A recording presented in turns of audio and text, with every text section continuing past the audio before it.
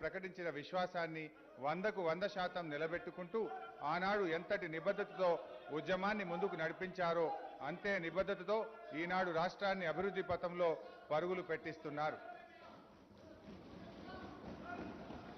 పోరాట దశ నుంచి రాష్ట్ర ఆవిర్భావం వరకు నూతన రాష్ట్రాన్ని ఆదర్శ రాష్ట్రంగా అవతరింపజేసిన సందర్భం వరకు అంతా మన కండ్ల ముందు జరుగుతున్న అద్భుత చరిత్ర. నూతనంగా ఏర్పడిన రాష్ట్రంలో ప్రతిదీ నూతనంగా నిర్వచించుకోవాల్సిందే, నూతనంగా నిర్మించుకోవాల్సిందే. ప్రజల ఆకాంక్షలు అభివృద్ధి ధ్యేయంగా ప్రణాళికలను తెలంగాణ కోణంలో రూపొందించుకోవాల్సిందే. అందుకే ముఖ్యమంత్రి కేసీఆర్ గారు తొలి శాసనసభ సమావేశంలో మాట్లాడుతూ Telangana needs to reinvent it self and to reorient it self అని చెప్పారు. అధ్యక్ష, పటిష్టమైన ఫిజికల్ ప్రుడెన్స్ ను పాటిస్తూ అవినీతికి ఆస్కారం లేని విధంగా టీఎస్ ఐపాస్, టీఎస్ బీపాస్, ధరణి, డిజిటల్ నగదు బదిలీ వంటి పారదర్శక విధానాలు అమలు చేయడం వల్ల రాష్ట్ర సంపదను గణనీయంగా పెంచారు. ప్రగతి ప్రస్థానంలో అనేక సవాళ్లను అధిగమించారు. క్లిష్టమైన సమస్యలను పరిష్కరించారు. ప్రజల అండదండలతో తెలంగాణను అద్భుతమైన ఆదర్శ రాష్ట్రంగా తీర్చిదిద్దారు. పరిపాలనలో టీఆర్ఎస్ ప్రభుత్వం రాజీ లేని వైఖరిని అవలంబించింది. ఎక్కడా అవినీతికి ఆస్కారం ఇవ్వలేదు. అడుగడుగునా పారదర్శకతను పాటించింది. కడుపు నోరు కట్టుకొని నీతిగా నిజాయితీగా పరిపాలించి ప్రతి పథకం ప్రయోజనం నేరుగా లబ్ధిదారుల ఖాతాల్లో చేరుతుండటమే దీనికి సాక్ష్యం. దరఖాస్తు పెట్టాల్సిన పని లేదు. ఆఫీసుల చుట్టూ కాగితాలు పట్టుకొని కాళ్ళరిగేలా తిరగాల్సిన అవసరం లేదు. తమరు అప్పుడప్పుడు చర్చ సందర్భంగా చెప్తుంటారు. ఇంజనీరింగ్ విద్యార్థిగా మాసాప్ ట్యాంక్లో ఉంటూ నేను కూడా లాఠీ దెబ్బలు తిన్నా చంద్రశేఖర్ గారు అని చెప్పి నాతో మీరు హైదరాబాద్లో 69లో జరిగిన మూమెంట్లో నేను కూడా 9th క్లాస్ కంప్లీట్ అయ్యి అప్పుడు 10థ్లోకి వచ్చి రిజర్వ్ పోలీసు వాళ్ళు కొట్టిన దెబ్బలు నేను కూడా పడ్డా అధ్యక్ష, ఆ సిద్దిపేట పట్టణంలో. అట్లా ఉద్యమాల పరంపర కూడా చాలా దశాబ్దాల తరబడి కొనసాగింది అధ్యక్ష. అంతులేని వివక్ష, అంతులేనటువంటి అన్యాయం జరిగి తెలంగాణ సమాజం చాలా నలిగిపోయింది అధ్యక్ష. ఒక విషయంలో కాదు, చివరికి 2014లో తెలంగాణ ఏర్పడే నాటికి మనమందరం కూడా ఆ క్షోభ బాధ అనుభవించిన వాళ్ళమే. ఆకలి చావులు, ఆత్మహత్యలు, లక్షల సంఖ్యలో వలసలు, మాకు రావాల్సిన ఉద్యోగ అవకాశాలు రావడం లేదని ఒక నిరాశలో నిర్లిప్తతలో యువత తుపాకులు పట్టుకొని తీవ్రవాదులైన సందర్భాలు, అనేకమైనటువంటి బాధతో కూడినటువంటి ఒక వివక్షతో కూడినటువంటి సందర్భం మనం చూసినాం. ఆ సమయంలో తెలంగాణ రైతులను పూర్తిగా పాతాళలోకానికి తొక్కేసినటువంటి భయంకరమైనటువంటి ప్రపంచ బ్యాంకు ఆంక్షలని, విద్యుత్ సంస్కరణ అనే పేరిట అంతులేయకుండా 3 సంవత్సరాలు పెరుగుతాయని చెప్పి విద్యుత్ ఛార్జీలు పెరగటం.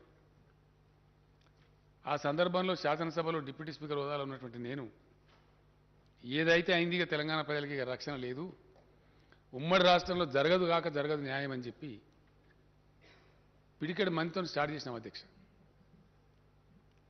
సరే, ప్రజల దీవెన, భగవంతుని దయ, పోరాటంలో ఉన్నటువంటి న్యాయం, ప్రజల్లో ఉన్నటువంటి ఆర్తి ఫైనల్గా ఒక 14-15 సంవత్సరాల ఘర్షణ, సుదీర్ఘమైనటువంటి బ్యాటిల్ తర్వాత తెలంగాణ కూడా చాలా తెలివి చూపెట్టి ఆ 15 ఏళ్ళు ఉద్యమాన్ని నిలబెట్టి ముందుకు పోరాడింది కాబట్టి రాష్ట్రం సాకారమైంది అధ్యక్ష. రాష్ట్రం సాకారమైన తర్వాత ఆ రోజు మధుసూదనాచారి గారు తమ స్థానంలో ఉండే అధ్యక్ష, ఇదే శాసనసభలో ఇదే స్థలంలో నుంచి నేను చెప్పిన Telangana needs to reinvent itself. Telangana needs to reorient. Telangana తనను తాను పునర్దర్శించుకోవాలి, తనను తాను నిర్వచించుకోవాలి. In the context of Telangana, Telangana నేపథ్యంలో, తెలంగాణ చుట్టూ అలుముకున్నటువంటి పరిస్థితులలో తెలంగాణ ఇప్పుడు తనను తను ఆవిష్కరించుకునే అక్కర్నని చెప్పినాం అధ్యక్ష. ఎవరు ఏమన్నా సరే అధ్యక్ష, కొంతమంది బాధ్యత ఉన్నవాళ్ళు ఉన్నారు, కొంతమంది లేని వాళ్ళు ఉన్నారు, కొంతమంది కేవలం రాజకీయాల కోసం అరాకిరి పనులు చేసేవాళ్ళు ఉన్నారు. ఈ మధ్య చూస్తా ఉన్నాం చాలా పెడదరులు రాజకీయాల్లో. నిన్న కొంతమంది పనికి మాలిన వాళ్ళు తమరి మీద కూడా కామెంట్లు చేసినారు, అవి కూడా చూసినాం. ఇట్లా ఎవరు ఏం చేసినా కూడా నేను చాలా సందర్భాల్లో బయట చెప్పిన అధ్యక్ష, సభలో కూడా చెప్పిన, మళ్ళీ ఒకసారి తమ ద్వారా గౌరవ సభ్యులకు, సభ ద్వారా ప్రజలకు కూడా నేను మనవి చేస్తా ఉన్నా అధ్యక్ష. వేరే పార్టీలకు, వేరే వ్యక్తులకు రాజకీయాలంటే ఒక గేమ్ అధ్యక్ష. కానీ మాకు టీఆర్ఎస్ పార్టీకి రాజకీయాలంటే ఒక టాస్క్, పవిత్రమైన కర్తవ్యం. మేము ఏది తీసుకున్నా అట్లా సీరియస్గా తీసుకుంటాం అధ్యక్ష. ఎందుకంటే ఈ రాష్ట్రం తెచ్చిన వాళ్ళం మేము. ఇలా చాలా చాలా పొడుగు ఎత్తు అడ్డం మాట్లాడే వాళ్ళందరూ ఆ రోజు ఎక్కడ ఉన్నారో ఏం చేసినారో ప్రజలకు తెలుసు. మేమేం చేసినామో కూడా ప్రజలకు తెలుసు. పేగులు దిగేదాకా ఈ పక్కన వ్యక్తులు ఇదే శాసనసభలో ఎట్లా కొట్లాడినరో, బయట ఎట్లా కొట్లాడినరో, ఎన్ని లాఠీ దెబ్బలు తిన్నారో, ఎన్ని జైల్లోకి పోయినరో. నిన్న మొన్నటిదాకా అధ్యక్ష, నిన్న మొన్నటిదాకా కూడా రైల్వే కేసులు ఎదుర్కొన్నారు మంత్రులు, చాలామంది మినిస్టర్లు. అట్లాంటి పోరాటం చేసి తెచ్చినాం. తెచ్చిన దాన్ని ఎవరో ఏదో చెప్తే, ఇంకోటి మేము చేసే పనిలో మా యొక్క ఏకాగ్రతను దెబ్బతీసే డిట్రాక్టర్స్ వ్యక్తిగతంగా నన్ను కూడా నిందించారు అధ్యక్ష. సరే చిల్లరగాలను వదిలిపెట్టినాం, ఏనుగు పోతే చిన్న చిన్నవి అరుస్తూ ఉంటాయని వదిలిపెట్టినాం. మాకేం చేతగా కాదు, లేకపోతే మాకు సభ్యులు లేక కాదు, లేక శక్తి లేక కాదు. మా ఏకాగ్రత దెబ్బతినకూడదు కాబట్టి, మా లక్ష్యం తెలంగాణ ప్రజలు ఫెయిల్ కావద్దు కాబట్టి, ప్రజలు వాళ్ళ గుండె కోసి మా చేతిలో పెట్టిండ్రు కాబట్టి, బాధ్యతగా ఈ రాష్ట్రాన్ని తీసుకొని పోవాలి కాబట్టి పోతా ఉన్నాం. అందులో మేము సఫలీకృతమైన అధ్యక్ష. ఉద్యమం జరిగిన సందర్భంలో ప్రధానమైనటువంటిది ఏంటంటే నీళ్లు, నిధులు, నియామకాలు. ఆ రోజు ఇంకా చాలా ఉన్నాయి, కానీ అస్తిత్వం ఉంది, సంస్కృతి ఉంది, భాష పరిరక్షణ ఉంది, అవన్నీ కూడా ఉన్నాయి. వాటితో పాటు ప్రధానమైనది ఏంటంటే మనిషికి నీళ్లు, నిధులు, ఈ మూడు కూడా ముఖ్యమైనది. నియామకాలు, ఉద్యోగాలు. తెలంగాణ ఉద్యోగం తెలంగాణకు రాదు, తెలంగాణ నీళ్లు తెలంగాణకు దక్కాయి, తెలంగాణ నిధులు మొత్తం తరలిపోతాయి. హుడా భూములు అమ్మి కదా అధ్యక్ష, హుడా భూములు అమ్మి వేరే ప్రాంతంలో ఖర్చు పెట్టారు. ఆ రోజున ఘనత వహించిన మన తెలంగాణ నాయకులు కూడా మౌనం పాటించారు, పదవుల కోసమో ఇంకో దానికోసం పెదవులు మూసిరు. ఫ్యాక్ట్ అది, చరిత్ర చెప్పిన సత్యం. అందువలన వాళ్ళు ఇష్టం వచ్చినట్టు ప్రహారం చేసిన వాళ్ళు జరిగింది. మూడు విషయాలు ప్రధానంగా భాషా పరిరక్షణ జరిగింది అధ్యక్ష. ఇలా తెలంగాణ భాష పెడితేనే సినిమా హీరో క్లిక్ అవుతున్నాడు తెలుగు సినిమాలో. ఒకప్పుడు జోకర్లో పెట్టింది. తెలంగాణ సంస్కృతి, బతుకమ్మ, బోనాలు, పోచమ్మ ఎంత వైభవంగా మా శ్రీనివాస్ యాదవ్ గారు నాతో ఎంత కొట్లాడతారో, మా హైదరాబాద్ నగర నాయకులు, మా దానం నాగేంద్ర వీళ్ళంతా, శాసనసభ్యులంతా వచ్చి సార్ 10 కాదు 15 కోట్లు కావాలి, 20 కోట్లు కావాలి, ఇంకా గుళ్ళకు ఎక్కువేయాలి, అర్చకులు కూడా మా గుళ్ళకు ఎక్కువేయాలి, ధూపదీప నైవేద్యం ప్రతి గుడికి ఇవ్వాలి. కలిగింది కాబట్టి కొట్లాడుతున్నారు, తీసుకుపోతున్నారు, పెడుతున్నారు, ప్రజలు సంతోషంగా అన్ని సంబరాలు చేసుకుంటున్నారు. తెలంగాణ భాష, సంస్కృతి, తెలంగాణ వైభవం, తెలంగాణ పండగలు ఎక్కడిది అధ్యక్ష అడిగితే మాట్లాడే దిక్కు సేవాలాల్ మహారాజ్ జయంతిని అధికారికంగా జరుపుతున్నాం, సమ్మక్క సారక్క జయంతి జరుపుతున్నాం, ఎన్నో పండుగలు అధికారికంగా జరుపుతున్నాం బాజాప్తాగా. వాటిని రక్షించుకున్నాం. అట్లనే నీళ్ళల్లో వాటర్ తెచ్చుకున్నాం అధ్యక్ష. ఎంత బ్రహ్మాండంగా తెచ్చుకున్నాం అంటే కొట్లాడుతున్నాం, ఇంకా కొట్లాడుతున్నాం, పోరాటం కంటిన్యూ అవుతుంది. బట్ ఇప్పటికే నేనే వాదించిన అధ్యక్ష, సమైక్య రాష్ట్ర ముఖ్యమంత్రులతో వేస్ట్ పోతున్నాయా గోదావరిలో నీళ్లు, మాకు ఇస్తేం బాయ్, వాళ్ళు ఇయ్యలే. మేము తెచ్చి చూపించినాం ఇవాళ.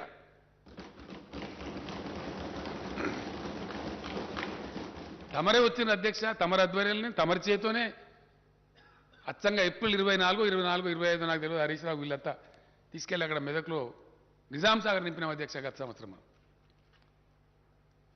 హల్దీవాగులకు పంపించి బ్రహ్మాండంగా ఆ నుంచి మంజీలకు పంపించి నిజాం సాగర్ నింపినాం ఏప్రిల్ మేలో. ఇప్పుడు కూడా మొన్న హరీష్ రావు వీళ్ళంతా పోయి ఇప్పుడు కొత్త డిమాండ్ అధ్యక్ష తెలంగాణలో వాగులు నింపని అడుగుతున్నారు. కాలువలు కాదు అధ్యక్ష, వాగులను నిలిచి కూడలి వాగులు ఇడిచి పెట్టాలి, హల్దీ వాగులు ఇడిచి పెట్టాలి, మంజీలలో ఇడిచి పెట్టాలి. ఎందుకు తెచ్చిన మీరు నీళ్ళు? నేను అడిగిన ఎందుకు తెచ్చిన నీళ్ళు మీరు గోదావరి నుంచి ఇంత కష్టపడి తెచ్చిందే ప్రజల కోసం రైతుల కోసం అన్నప్పుడు ఇవ్వండి, విరివి ఇవ్వండి, విచ్చలవిడి బ్రహ్మాండంగా ఇవ్వండి, వాళ్ళ హక్కు అని ఇస్తున్నాం. మంచిగా పంటలు ఎండిపోకుండా పండుతున్నాయి. పంటలు పండితే అధ్యక్ష పెద్ద ఆకాశం భూమి అంతుండే కేంద్ర ప్రభుత్వం మాకు సాదా కాదని ఎల్లెంకర పడ్డది, కొనలేమని.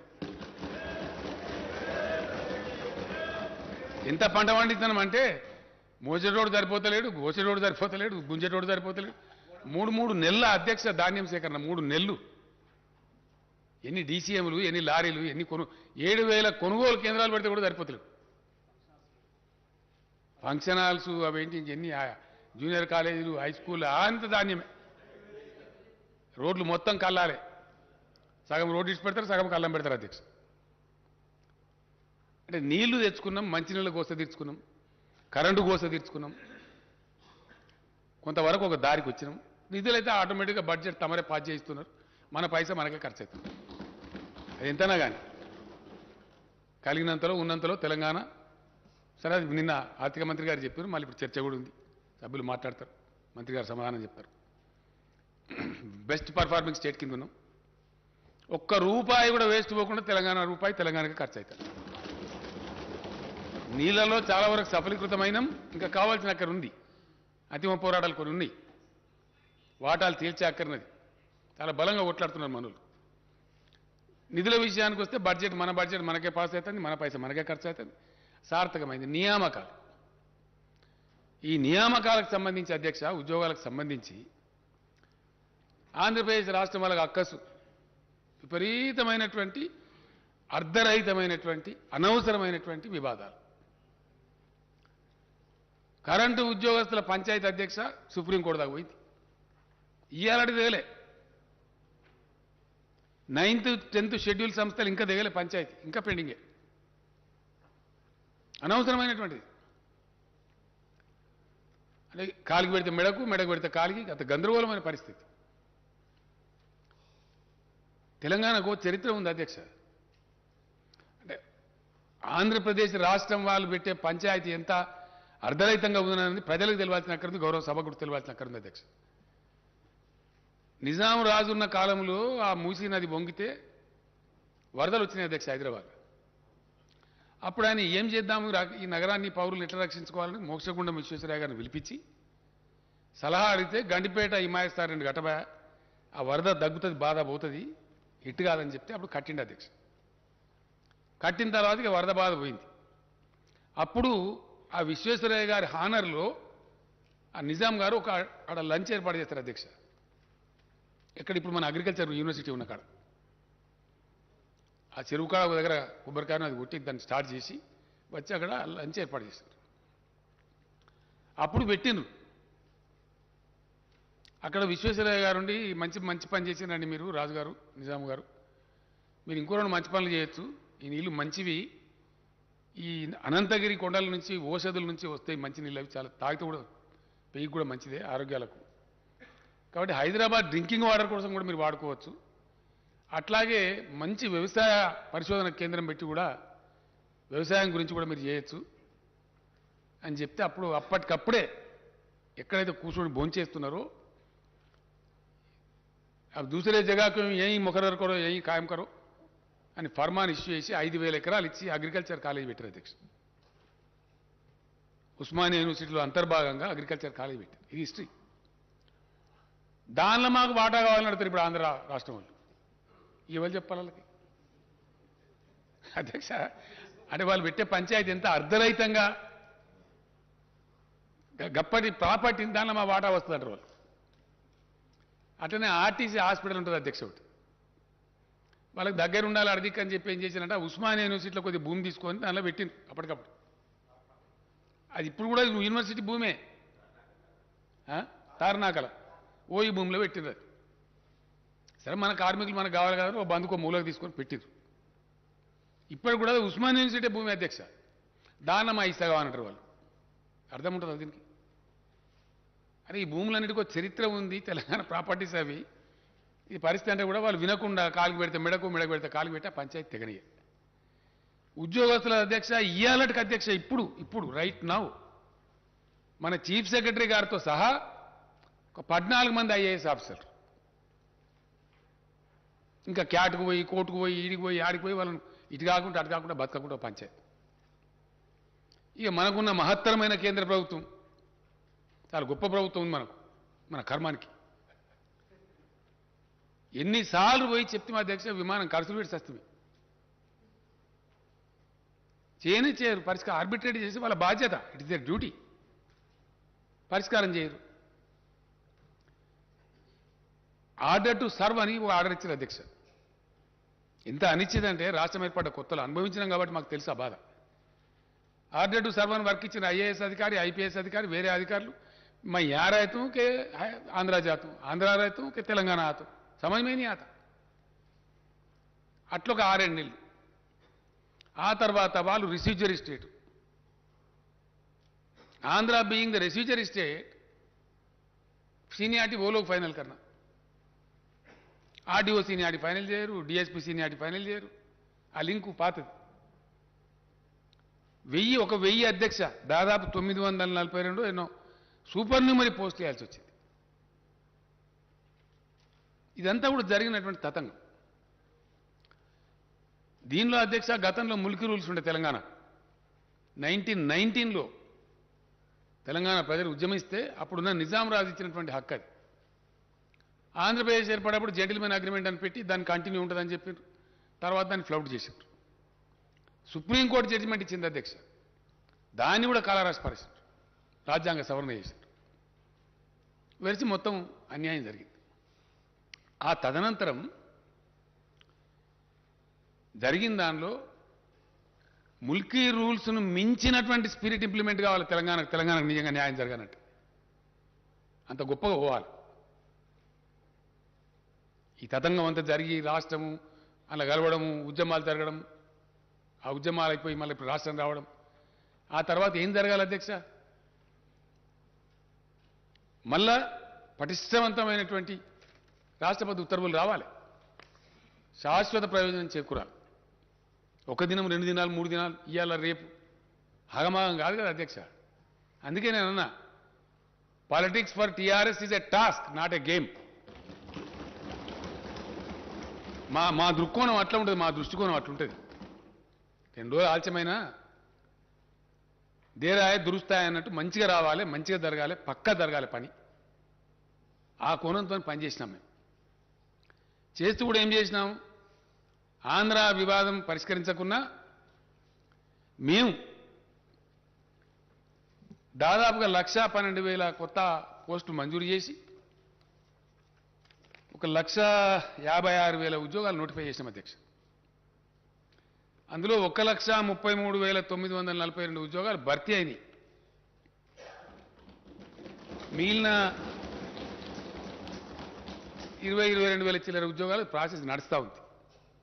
అది జరుగుతుంది. అంటే అప్పుడు ఇచ్చినటువంటి 1,56,000 ఉద్యోగాల నోటిఫికేషన్ ఒకటి అధ్యక్ష. ఆ తదనంతరం రాష్ట్రపతి ఉత్తర్వులు తీసుకురావడానికి పోతే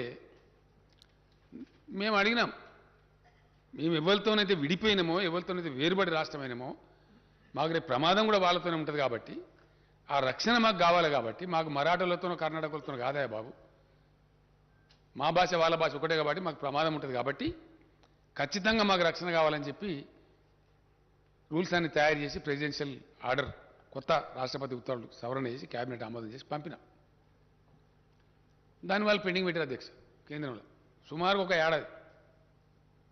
చివరికి నేనే 1కి 4 సార్లు పోయి అక్కడ ఒక ఐఏఎస్ అధికారుల బృందం, మన రామచంద్రరావు మన ఫైనాన్స్ సెక్రటరీ గారు, అదే పని మన లా సెక్రటరీ గారు సంతోష్ రెడ్డి గారు, అదే పనిగా అక్కడ పెట్టి ఆ న్యాయ విభాగం ఈ విభాగం ఆ విభాగం తిరిగి చివరికి రాష్ట్రపతి గారిని ప్రధానమంత్రి గారిని నేనే పోయి కలిసిన అధ్యక్ష ఒక 4 సార్లు 5 సార్లు కలిసి అయ్యా మా ప్రాబ్లం ఇదే దయచేసి అర్థం చేసుకోండి అని చెప్పి ఇలా తెలంగాణ సాధించినటువంటి ఒక గొప్ప విజయం అధ్యక్ష ముల్కీ రూల్స్ స్ఫూర్తిలో తెలంగాణ హక్కులను శాశ్వత ప్రాతిపదికన పరిరక్షించడానికి ఏదో రాజకీయాల కోసం నీకోటి చాక్లెట్ నాకో బెల్లం నీకో బిస్కెట్ కాదు అధ్యక్ష మేము ఆ పని చేయలే శాశ్వత ప్రాతిపదికన తెలంగాణ యువతకు వాళ్ళ ఉద్యోగాలు వాళ్ళకే దక్కేటట్టు 95% లోకల్ కోటాతో రాష్ట్రపతి ఉత్తర్వులు తెచ్చిన అధ్యక్ష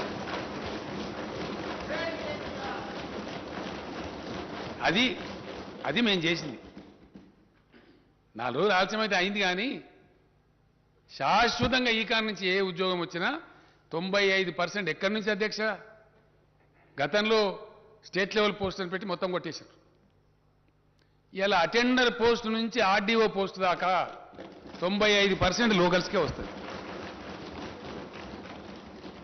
ఓన్లీ 5% నాన్ లోకల్ ఆ 5%లో కూడా మళ్ళీ 3% 4% 2% మనకే వస్తుంది అధ్యక్ష ఓపెన్ కోటాలు గతంలో ఏం చేసింది మోసం అంటే 20% నాన్ లోకల్ కోటా అని పెట్టిన అధ్యక్ష అసలు నాన్ లోకల్ కోటా లేదు నాన్ లోకల్ కోటా అని దాన్ని లోకల్స్కి అవకాశం ఇవ్వకుండా తెలంగాణ ఉద్యోగాలు కొట్టేసింది రెసిడెన్షియల్ స్కూళ్ళు వగైరా ఇవన్నిటినీ అవి సొసైటీలని పేరు పెట్టి సొసైటీకి రాష్ట్రపతి ఉత్తర్వులు వర్తించవని అట్లా కూడా మోసం చేశారు అన్ని కొట్టిపడేసాం అధ్యక్ష ఒక్క సెక్రటేరియట్కి ఎందుకంటే సెక్రటేరియట్కు వివిధ సర్వీసుల నుంచి వివిధ ఫీడర్ల నుంచి మన తెలంగాణ ఉద్యోగుల్ని తీసుకుంటారు కాబట్టి అది ఒక్క బాడీ చిన్న తప్ప మిగతా అన్నీ కూడా 95% లోకల్ అధ్యక్ష only 5% open quota non local అందులో మన లోకల్స్ కంపీట్ చేయొచ్చు అట్లా ఇంచుమించుగా 97-98% 99% కలిసి అయితే 100% మన పిల్లలకే ఉద్యోగాలు వచ్చేటట్టు ఏర్పాట్లు చేసినాం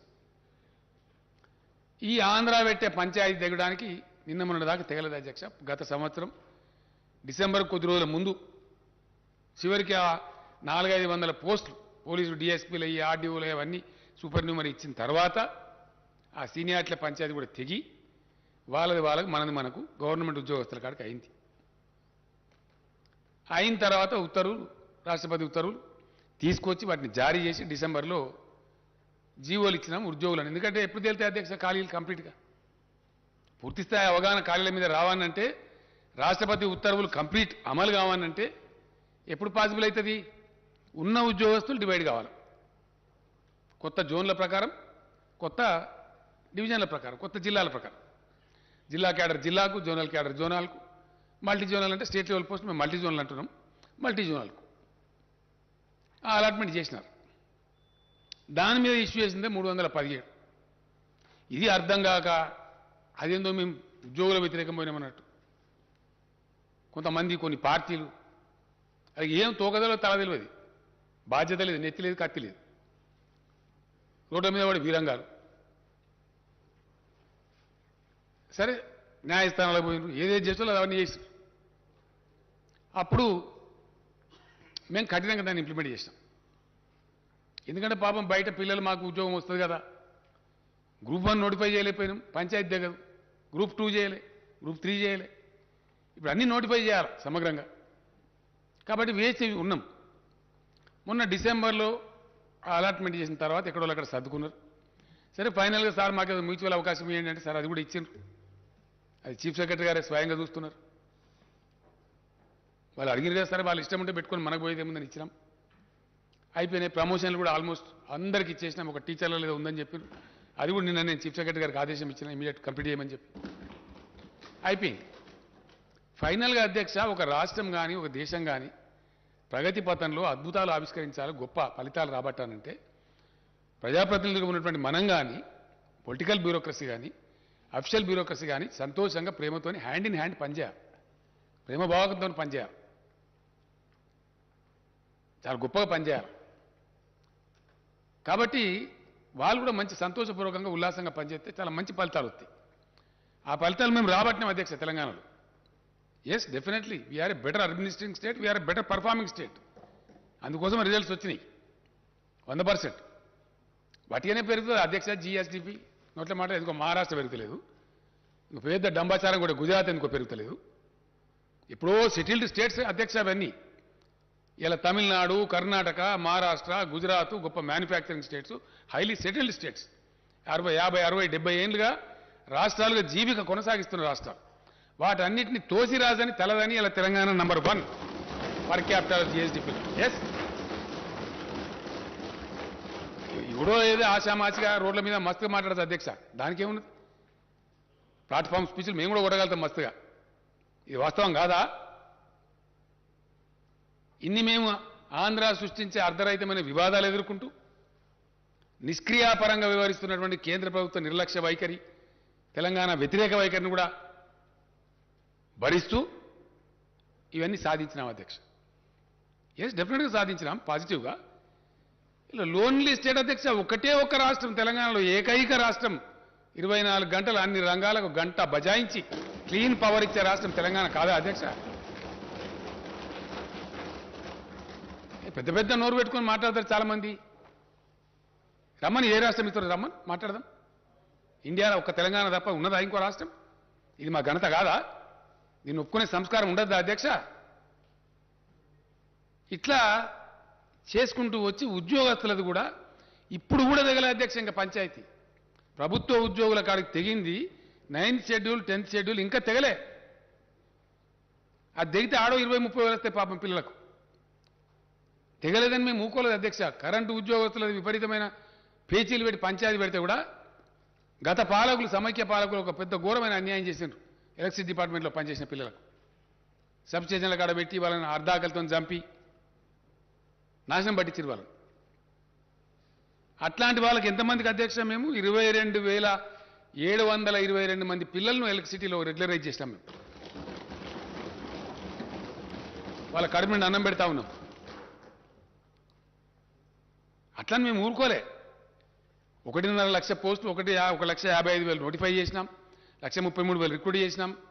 ఇంకో 20,000 ప్రాసెస్ జరుగుతూ ఉంది. అటు కరెంటు వాళ్ళ పిల్లలను ఉద్యోగస్తులను చేసినాం. అన్నిటిని మించి అధ్యక్ష, ఇది కూడా చరిత్ర, ఫ్యాక్ట్, అన్నిటిని మించి మేము ఎంప్లాయీ ఫ్రెండ్లీ గవర్నమెంట్ అని ప్రకటించుకున్నాం అధ్యక్ష. Yes, we are friendly. ఒక దుర్మార్గమైన విధానం సమైక్య పాలకులు చేసినారు. కాంట్రాక్ట్ ఉద్యోగం, కడుపు కొట్టే పని. కాంట్రాక్ట్ ఉద్యోగం అనేది ఆయన రాసి రంపానం పెట్టి ఆయన ఎక్కువ పని చేస్తాడు, అసలు తక్కువ పని చేస్తాడు అధ్యక్ష. అసలు ఉద్యోగం అంటే ఎక్కువ పని చేస్తాడు, కానీ ఆయనకు జీతం సరిగ్గా సౌకర్యం సరిగా ఉండదు. మేము దాన్ని రద్దు చేసినాం. కాంట్రాక్ట్ ఎంప్లాయీస్ అవసరం లేదు రాష్ట్రంలో అని చెప్పినాం. చాలా కొంతమంది పుణ్యాత్ములు పార్టీలో పోయినాయి అధ్యక్ష కోర్టు. తర్వాత మేము కూడా న్యాయ పోరాటం చేసినాం. నేను చదువుతున్నా, స్టేట్మెంట్లో చెప్తా బాగా అఫిషియల్ చేసి గెలిచినాం. ఇట్లా మేము ఊరుకోలేదు అధ్యక్ష. నిజంగా హైయెస్ట్ పేడ్ ఎంప్లాయీస్ ఎవరి అలా ఇండియాలో తెలంగాణ ఎంప్లాయీస్. డెఫినెట్గా ఉద్యమ సందర్భంలో ఏ మాట అయితే మేము చెప్పినామో తెలంగాణ ధనిక రాష్ట్రం అవుతుంది, అయింది. Telangana employees highest paid employees ఉంటారు, పే చేస్తున్నాం. ఎస్ అధ్యక్ష, అన్నిటిని మించి ఇండియా మొత్తంలో ఏ కేంద్ర ప్రభుత్వం కానీ ఏ రాష్ట్రం కానీ చేయని విధంగా ఒక సంస్కారంతో చిన్న ఉద్యోగులకు కూడా న్యాయం జరగాలని చెప్పి 30% మొన్న పే రివిజన్ ఇస్తే వాళ్ళకు కూడా ఇచ్చినాం అధ్యక్ష. ప్రతి ఒక్కరికి ఇచ్చినాం. ట్రాఫిక్ కానిస్టేబుళ్లకు 30% బేసిక్ శాలరీ యొక్క రిస్క్ అలవెన్స్ ఇచ్చే ఒకటే ఒక రాష్ట్రం ఇండియాలో తెలంగాణ అధ్యక్ష. హైలీ పేడ్ హోమ్ గార్డ్స్ ఉండే రాష్ట్రం ఇండియాలో తెలంగాణ అధ్యక్ష. ఇట్లా అనేక చర్యలు తీసుకున్నాం.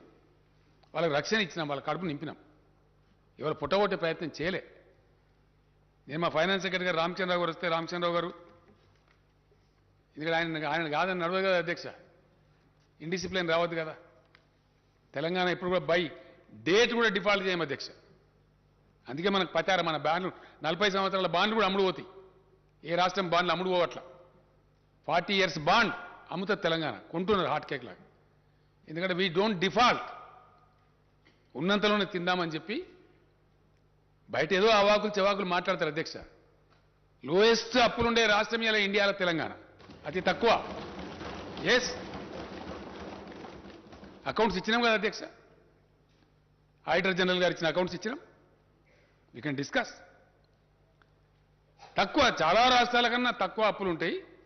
ఫిస్కల్ ప్రుడెన్స్ మెయింటైన్ చేస్తాం, డిసిప్లిన్ మెయింటైన్ చేస్తాం, కడుపు కట్టుకొని నోరు కట్టుకొని అవినీతి రహితంగా పనిచేస్తూ ఉన్నాం. కాబట్టి ఇంత ప్రగతి రాగలుగుతారు. ఒక వాతావరణం బిల్డ్ అయితే ఈ ప్రగతి వస్తుంది. ఈ ప్రగతిని డిట్రాక్టర్స్, అంటే మా ఏకాగ్రతను చెడగొట్టాలని ప్రయత్నం చేసే డిట్రాక్టర్స్ ఎవరైతే ఉంటారో వాళ్ళు విశ్వ ప్రయత్నాలు చేసినా అది రాకుండా మేము ముందుకు పోతా ఉన్నాం. ఖచ్చితంగా అదేవిధంగా ముందుకు పోతాం అధ్యక్ష, అందులో అనుమానం కూడా లేదు. ఇవాళ నిరుద్యోగ యువత, పాపం పిల్లలు, నిరుద్యోగ యువకుల తల్లిదండ్రులు బయట ఎదురు చూస్తూ ఉన్నారు. హౌస్ ఉంది కాబట్టి, as a matter of respect to the house, సాంప్రదాయాలు తెలిసిన వాళ్ళం కాబట్టి, మర్యాద కాబట్టి. నిన్న వనపర్తిలో చాలా పెద్ద సంఖ్యలో వచ్చిన అధ్యక్ష జనం, చాలా పెద్ద బహిరంగ సభ, అక్కడ చెప్పి ఉంటాను నేను. కానీ సభ కొలువు తీరున్నది కాబట్టి, ఒక పాలసీ డెసిషన్ సభలో చెప్పాలి కాబట్టి నేను అక్కడ చెప్పలేదు. పిల్లలు చూస్తారు కదా అనే ఉద్దేశంతో 10 గంటలకు టీవీ కార్డు ఉండినా రేపు ప్రకటన చేస్తామని చెప్పినాం. అంతే కదా అధ్యక్ష. నేను చాలా సంతోషంగా ప్రకటిస్తా ఉన్నా, రేపు రాబోయే రోజులలో షెడ్యూల్ 9, షెడ్యూల్ 10 కూడా పరిష్కారం అయితే, అంటే వివిధ ప్రభుత్వ రంగ సంస్థల అధ్యక్ష, తమకు తెలియంది కాదు, దాదాపు 40-50 ఉంటాయి. ఆ వివాదం కూడా ఈ ఆంధ్రతో పరిష్కారం అయిపోతే అక్కడ కూడా అవకాశాలు ఏర్పడతాయి. ఇక మన అనుకూలంగా మన తెలంగాణ కాంటెక్స్ట్లో మనకు కొన్ని పాతే తీసేస్తాం కావచ్చు, కొన్ని కొత్త కార్పొరేషన్లు పెట్టుకోవడం కావచ్చు, అక్కడ కూడా అవకాశాలు వస్తాయి. అవి మళ్ళీ రావచ్చు, 10,000, 20,000 ఎన్ని స్థానం వస్తాయి. అవి కాకుండా ఇప్పుడు పరిష్కారమైనటువంటి దాని ప్రకారంగా మొత్తం తెలంగాణ మన ఉద్యోగుల విభజన చేసిన తర్వాత స్టేట్మెంట్ చదువుతా అధ్యక్ష, ఒక వర్డ్ చెప్పి తమ అనుమతితోని. మొత్తం ఈరోజు 91,147 ఖాళీలు ఏర్పడాయి అధ్యక్ష.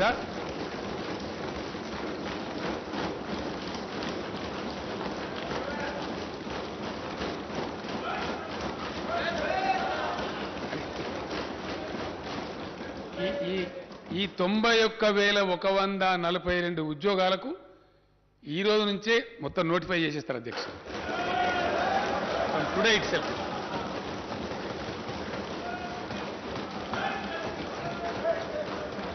ఇందులో అధ్యక్ష, ఇందులో నేను స్టేట్మెంట్ చదివే ముందు ఒక విషయం చెప్పాల్సిన అక్కడ బాధ్యత నా మీద ఉంటుంది. ఇందులో అధ్యక్ష, గతంలో హైకోర్టు పోయి ఏవైతే కాంట్రాక్టు ఉద్యోగస్తుల పొట్టలు నింపాలని మానవీయ కోణంలో మేము రెగ్యులరైజేషన్ ప్రతిపాదించినామో అవి 11,103 మంది ఉన్నారు అధ్యక్ష పిల్లలు. ఇక వాళ్ళ ఏజ్ అయిపోతా ఉంది పాపం. వాళ్ళకి ఏదో ఉద్యోగం కదా పర్మనెంట్గా ఆపోద్దని ఆశతో జాయిన్ అయినారు, సర్వీస్ పాపం ఏజ్ అయిపోతా ఉంది. వాళ్ళు మొదలేస్తే ఇప్పుడు పాపం వాళ్ళు బదారణ పడతారు, అర్ధాకలతో పనిచేస్తున్నారు. వాళ్ళు ఊరుగా కోరుతున్నారు. మొన్ననే హైకోర్టు కూడా పర్మిషన్ ఇచ్చింది అధ్యక్ష, గత డిసెంబర్లోనే. ఈ వివాదం అయిపోతే చేద్దాం అనుకున్నాం. ఈరోజు నేను అధికారికంగా ప్రకటిస్తా ఉన్నా, ఇందులో 11,103 కాంట్రాక్టు ఉద్యోగులందరినీ కూడా రెగ్యులరైజ్ చేస్తా ఉన్నాం అధ్యక్ష.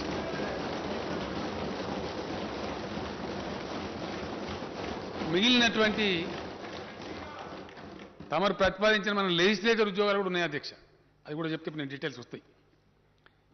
80,039 ఉద్యోగాలకు తక్షణం ఈ రోజు నుంచే సంబంధిత శాఖలకు నోటిఫికేషన్లు ఇష్యూ అవుతాయి అధ్యక్ష.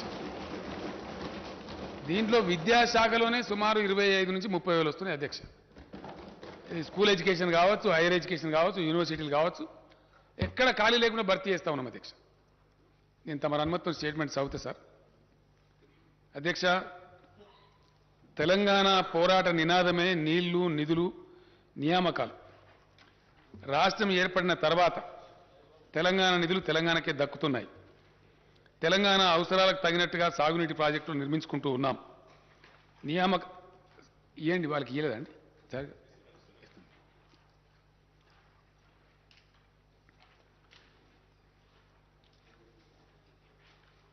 సాగునీటి ప్రాజెక్టులు నిర్మించుకుంటూ ఉన్నాం. నియామకాలకు సంబంధించి స్థానిక అభ్యర్థులకు సంపూర్ణ న్యాయం జరగడానికి కావలసిన పటిష్టమైన వ్యవస్థను, విధానాన్ని రూపొందించి అమలు చేస్తున్నాం. ఈ నేపథ్యంలో భారత రాజ్యాంగంలోని ఆర్టికల్ 371D ప్రకారం రాష్ట్రపతి ఉత్తర్వులకు సవరణలు చేయడం కోసం ప్రతిపాదనలు పంపించాం. కేంద్రం అనవసర తాత్సారం చేసింది.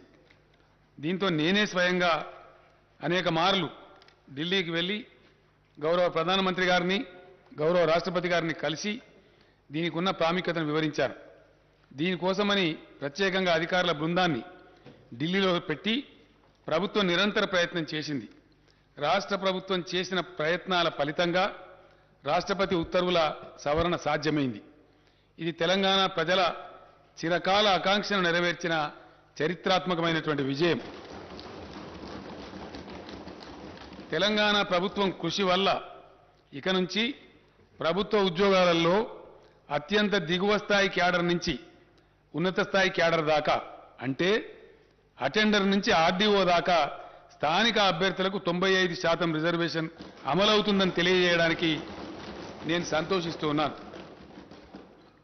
దేశంలో స్థానికులకు ప్రభుత్వ ఉద్యోగ నియామకాల్లో 95% రిజర్వేషన్ సాధించిన ఒకే ఒక్క రాష్ట్రం తెలంగాణ రాష్ట్రం. అధ్యక్ష, అర్ధ శతాబ్దం పాటు తెలంగాణకు జరిగిన అన్యాయ పరంపరను టీఆర్ఎస్ ప్రభుత్వం అంతం చేయగలిగింది అని చెప్పడానికి నేను గర్విస్తా ఉన్నాను. కొత్తగా సాధించుకున్న రాష్ట్రపతి ఉత్తర్వుల మేరకు స్థానిక అభ్యర్థులకు రిజర్వేషన్ శాతం పెరగడమే కాకుండా స్థానిక రిజర్వేషన్ పరిధిలోకి వచ్చే పోస్టుల సంఖ్య కూడా గణనీయంగా పెరిగింది. గత ఉత్తర్వుల ప్రకారం RDO, DSP, CTO, RTO, district registrar, excise superintendent తదితర గ్రూప్ 1 ఉద్యోగాలకు లోకల్ రిజర్వేషన్ వర్తించేది కాదు. కానీ ఇప్పుడు ఇవన్నీ కూడా లోకల్ రిజర్వేషన్ల పరిధిలోకే తీసుకొచ్చాం. గతంలో ఉన్న రాష్ట్రపతి ఉత్తర్వుల ప్రకారం 60 నుంచి 80% వరకు మాత్రమే లోకల్ రిజర్వేషన్ పరిధి ఉండేది. ఇప్పుడు అన్ని పోస్టులకు 95% లోకల్ రిజర్వేషన్ వర్తిస్తుంది. అధ్యక్ష, స్థానిక అభ్యర్థులు తమ స్వంత జిల్లా, స్వంత జోన్, మల్టీ జోన్లలో 95% రిజర్వేషన్ సౌకర్యాన్ని కలిగి ఉండడమే కాక ఇతర జిల్లాలు, జోన్లు, మల్టీ జోన్లలో 5% ఓపెన్ కోటాకు ఉద్యోగాలకు పోటీ పడవచ్చు. స్థానిక అభ్యర్థులు తమ జిల్లాలో జిల్లా క్యాడర్ పోస్టులకు, తమ జోన్లోని జోనల్ క్యాడర్ పోస్టులకు అర్హత కలిగి ఉంటారు. నిరుద్యోగ యువత ఆయా ఉద్యోగాలకు పోటీ పడటానికి గతం కన్నా ఎక్కువ అవకాశాలు లభిస్తాయని తెలియజేస్తున్నాను. 7 జోన్లు, 33 జిల్లాల వారీగా ఉద్యోగ నియామకాలు చేపట్టడం వల్ల రాష్ట్రంలోని మారుమూల ప్రాంతాల్లో ఉద్యోగ ఖాళీలు, సిబ్బంది కొరత వంటి సమస్యలు తీరుతాయి. కొత్త రాష్ట్రం ఆవిర్భావం అనేది భౌగోళిక విభజనతో పాటు ఉద్యోగులు, ఆస్తుల విభజనతో కూడుకున్న ప్రక్రియ. ప్రభుత్వ సంస్థలు మాత్రమే కాక ఆంధ్రప్రదేశ్ పునర్వ్యవస్థీకరణ చట్టంలోని 9, 10 షెడ్యూళ్ల కింద పేర్కొన్న ప్రభుత్వ పరిధిలోని వివిధ వాణిజ్య సంస్థలు, ఇతర సంస్థలకు చెందిన ఆస్తులు, ఉద్యోగాల విభజన కూడా ముడిపడి ఉంది. అయితే ఈ ప్రక్రియకు కేంద్ర ప్రభుత్వం ఆదేశాలతో సంబంధం ఉంది. ఆంధ్రప్రదేశ్ రాష్ట్రం సృష్టిస్తున్న అర్ధరహిత వివాదాలు, కాలికేస్తే మెడకు, మెడకేస్తే కాలికి వేసినట్టుండే దుర్మార్గ వైఖరి, దీనికి తోడు కేంద్ర ప్రభుత్వ బాధ్యత రాహిత్యం, నిర్లిప్తత వల్ల ఈ ప్రక్రియ ఇప్పటికీ ఇంకా పూర్తి కాలేదు. తెలంగాణ ప్రభుత్వం ఏర్పడిన తర్వాత తెలంగాణ కేంద్రంగా ప్రణాళికలను, విధానాలను రూపొందించుకున్నాం. తెలంగాణ అవసరాలకు తగిన విధంగా పరిపాలన సంస్కరణలను అమల్లోకి తెచ్చాం. వివిధ శాఖలను పునర్వ్యవస్థీకరణ చేసి బలోపేతం చేసే దిశగా చర్యలు తీసుకున్నాం. సాగునీరు, వ్యవసాయం, విద్య, వైద్యం, ఆరోగ్యం, గ్రామీణ ప్రాంతాల్లో నీటి సరఫరా, పంచాయతీరాజ్ వంటి కీలకమైన శాఖలను తెలంగాణ దృక్పథంతో కొత్తగా తీర్చిదిద్దుకున్నాం. తెలంగాణ ప్రభుత్వ పరిపాలన సజావుగా సాగడం కోసం అవసరమైన 1,12,307 కొత్త పోస్టులను మంజూరు చేసింది. దీంతో పాటు రాష్ట్రంలో ఖాళీగా ఉన్న పోస్టులను గుర్తించి మొత్తం 1,56,254 పోస్టులు భర్తీ చేయాలని నిర్ణయించి ఇప్పటి వరకు 1,33,942 పోస్టులను భర్తీ చేసింది. మిగిలిన పోస్టుల భర్తీ ప్రక్రియ కొనసాగుతూ ఉన్నది. కొత్తగా ఏర్పడిన మల్టీ జోన్ల వివరాలు ఈ కింది విధంగా ఉన్నాయి. Zone 1 Kaleshwaram zone. అధ్యక్ష, ఆసిఫాబాద్, అంటే ఇందులో ఉన్న జిల్లాల పేర్లు నేను చెప్తా ఉన్నా. అధ్యక్ష, ఆసిఫాబాద్, కుమ్రం భీం, మంచిర్యాల, పెద్దపల్లి, జయశంకర్, భూపాలపల్లి, ములుగు జిల్లాలు జోన్ కాళేశ్వరంలో జోన్ 1లో ఉన్నాయి. అధ్యక్ష, బాసర జోన్, జోన్ 2, ఆదిలాబాద్, నిర్మల్, నిజామాబాద్, జగిత్యాల జిల్లాలు ఈ బాసర జోన్లో ఉన్నాయి. అధ్యక్ష, అదేవిధంగా వేములవాడ రాజన్న జోన్, కరీంనగర్, రాజన్న సిరిసిల్ల, సిద్దిపేట, మెదక్, కామారెడ్డి జిల్లాలు రాజన్న జోన్లో ఉన్నాయి అధ్యక్ష. భద్రాద్రి జోన్ కొత్తగూడెం, భద్రాద్రి, ఖమ్మం, మహబూబాబాద్, వరంగల్, హన్మకొండ జిల్లాలు ఈ భద్రాద్రి జోన్లో ఉన్నాయి అధ్యక్ష. అదేవిధంగా జోన్ 5 యాదాద్రి జోన్ సూర్యాపేట, నల్లగొండ, యాదాద్రి భువనగిరి, జనగాం జిల్లాలు యాదాద్రి జోన్లో ఉన్నాయి అధ్యక్ష. చారిత్రాత్మక చార్మినార్ జోన్లో మేడ్చల్, మల్కాజిగిరి, హైదరాబాద్, రంగారెడ్డి, సంగారెడ్డి, వికారాబాద్ జిల్లాలు ఇందులో అంతర్భాగంగా ఉన్నాయి అధ్యక్ష. జోన్ 7 జోగులాంబ జోన్ మహబూబ్ నగర్, నారాయణపేట, జోగులాంబ, గద్వాల, వనపర్తి, నాగర్ కర్నూలు జిల్లాలు జోన్ 7లో ఉన్నాయి అధ్యక్ష. రాష్ట్ర ప్రభుత్వం ప్రతిపాదించిన సవరణలకు గౌరవ రాష్ట్రపతి గారు ఆమోదం తెలపడంతో 2021లో తుది ఉత్తర్వులు జారీ అయ్యాయి. ఈ ఉత్తర్వులకు అనుగుణంగా స్థానిక క్యాడర్ వ్యవస్థీకరణ ప్రక్రియ గతేడాది ఆగస్టులో పూర్తి అయింది. పలు ఉద్యోగ సంఘాలతో చర్చల తర్వాత ప్రస్తుత ఉద్యోగులను కొత్త స్థానిక క్యాడర్ల కింద కేటాయించే ప్రక్రియను గతేడాది డిసెంబర్లో ప్రభుత్వం పూర్తి చేసింది. దీంతో ప్రతి జిల్లా, జోనల్, మల్టీ జోనల్ కొత్త స్థానిక క్యాడర్లలో నేరుగా భర్తీ చేయాల్సిన ఖాళీల వివరాలపై స్పష్టత వచ్చింది. ఖాళీల భర్తీ గురించి నోటిఫికేషన్లు జారీ చేయడానికి మార్గం సుగమమైంది. ఉమ్మడి రాష్ట్రం నుంచి తెలంగాణకు కాంట్రాక్టు ఉద్యోగులు వారసత్వంగా లభించారు. ప్రభుత్వ రంగంలో ఇంత పెద్ద సంఖ్యలో కాంట్రాక్టు ఉద్యోగులు ఉండటం సబబు కాదని తెలంగాణ ప్రభుత్వం భావించింది. ఈ నేపథ్యంలోనే రాష్ట్రం ఏర్పాటైన కొత్తలోనే 2014 జూన్ 2 నాటికి కాంట్రాక్టు ఉద్యోగులుగా పనిచేస్తున్న వారిని మానవీయ దృక్పథంతో ప్రభుత్వం రెగ్యులర్ చేయాలని నిర్ణయించింది. అయితే కొన్ని రాజకీయ పార్టీలు సంకుచిత మనస్తత్వంతో కోర్టులు కేసులు వేసిన నేపథ్యంలో హైకోర్టు జారీ చేసిన తాత్కాలిక ఉత్తర్వుల కారణంగా ఈ ప్రక్రియ మధ్యలో నిలిచిపోయింది. ప్రభుత్వం పట్టువిడవకుండా న్యాయ పోరాటం చేసింది. ప్రభుత్వ పోరాటం ఫలితంగా గతేడాది డిసెంబర్ 7న సంబంధిత రిట్ పిటిషన్లను కొట్టేస్తూ హైకోర్టు ఆదేశాలను వెలువరించింది. అవరోధాలన్నీ తొలగిపోయిన నేపథ్యంలో కాంట్రాక్టు ఉద్యోగుల సేవలను ప్రభుత్వం క్రమబద్ధీకరిస్తున్నది. అధ్యక్ష, ఇకపై రాష్ట్రంలో కాంట్రాక్టు పద్ధతిలో ఉద్యోగ నియామకాలు ఉండవు అని నేను స్పష్టంగా తెలియజేస్తూ ఉన్నాను. యూనివర్సిటీల్లో 2020 బోధన పోస్టులను 2774 బోధనేతర పోస్టులను భర్తీ చేయాలని ప్రభుత్వం ప్రతిపాదించింది. దీంతో మొత్తం ప్రత్యక్ష నియామక ఖాళీలు 91,142గా ఉన్నాయని తేలింది. కాంట్రాక్టు ఉద్యోగుల రెగ్యులరైజేషన్ పోగా రాష్ట్రంలో నేరుగా నియామకం చేయాల్సిన ఖాళీల సంఖ్య 80,039గా ఉన్నట్టు తేలింది. ఈ పోస్టుల భర్తీని వెంటనే చేపట్టాలని ప్రభుత్వం నిర్ణయించిందనే శుభవార్తను రాష్ట్ర నిరుద్యోగ యువతకు నేను తెలియజేయడానికి సంతోషిస్తా ఉన్నాను. అధ్యక్ష, ఈ భర్తీ ప్రక్రియ వల్ల ఏటా సుమారు 7,000 కోట్ల రూపాయల అదనపు భారం రాష్ట్ర ఖజానాపై పడుతుంది. అయినా కూడా ప్రభుత్వం ఈ సాహసోపేత నిర్ణయాన్ని తీసుకుందని నేను తెలియజేస్తున్నాను. ఇక నుంచి అధ్యక్ష, ప్రభుత్వ ఉద్యోగంలో ఉండేటువంటి ఖాళీలు, వీటి మీద రకరకాల అపోహలు, ఇష్టం వచ్చిన స్టేట్మెంట్లు, ఎవరు పడితే వాళ్ళు ఇవ్వటం అంతా జరుగుతూ ఉంది. అదంతా కూడా తీసివేసి యువకులకు స్పష్టత ఉండడానికి, టోటల్ ట్రాన్స్పరెన్సీ తేవడానికి కొత్త పాలసీ తెస్తా ఉన్నాం. ఇక నుంచి ఖాళీలను ముందే గుర్తించి ప్రతి సంవత్సరం ఉద్యోగాల భర్తీ క్యాలెండర్ను ప్రకటించి పారదర్శకంగా నియామకాలు చేపట్టాలని ప్రభుత్వం నిర్ణయం తీసుకుంది. ఈ మేరకు అన్ని విభాగాలు తమ వద్ద ప్రతి సంవత్సరం ఏర్పడే ఖాళీల వివరాలను సిద్ధం చేస్తాయి. నోటిఫికేషన్ల జారీ కోసం ఆయా నియామక సంస్థలకు సమాచారం ఇస్తాయి. ఉద్యోగార్థులు అన్ని నియామక పరీక్షల్లో పోటీ పడేందుకు వీలుగా మధ్యలో తగిన వ్యవధి ఇస్తూ నోటిఫికేషన్లు విడుదల చేయాలని ప్రభుత్వం నిర్ణయించింది. పోలీస్ శాఖ వంటి యూనిఫామ్ సర్వీసులు మినహా ఇతర ప్రత్యక్ష నియామకాల్లో గరిష్ట వయో పరిమితిని 10 ఏళ్లకు పెంచాలని ప్రభుత్వం నిర్ణయించింది. దీనివల్ల మరింత మంది ఉద్యోగార్థులకు ప్రభుత్వం అవకాశం కల్పిస్తున్నది. ఈ నిర్ణయం వల్ల ఓసీలకు 44 సంవత్సరాలు, ఎస్సీ ఎస్టీ బీసీలకు 49 సంవత్సరాలకు, దివ్యాంగులకు 54 ఏళ్లకు గరిష్ట పరిమితి పెరుగుతుందని నేను సభకు తెలియజేస్తున్నాను. స్థానిక క్యాడర్ విభాగాల వారీగా ఈ పోస్టుల వివరాలు కింది విధంగా ఉన్నాయి అధ్యక్ష. దీని ద్వారా వచ్చే result and vacancies group 1 category అధ్యక్ష. దానిలో దాదాపు 16 నుంచి 20 వరకు కేటగిరీలు ఉన్నాయి.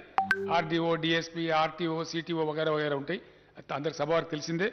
అందులో గ్రూప్ 1 కింద 503 పోస్టులను ఇమీడియట్గా నోటిఫై చేస్తూ ఉన్నారు.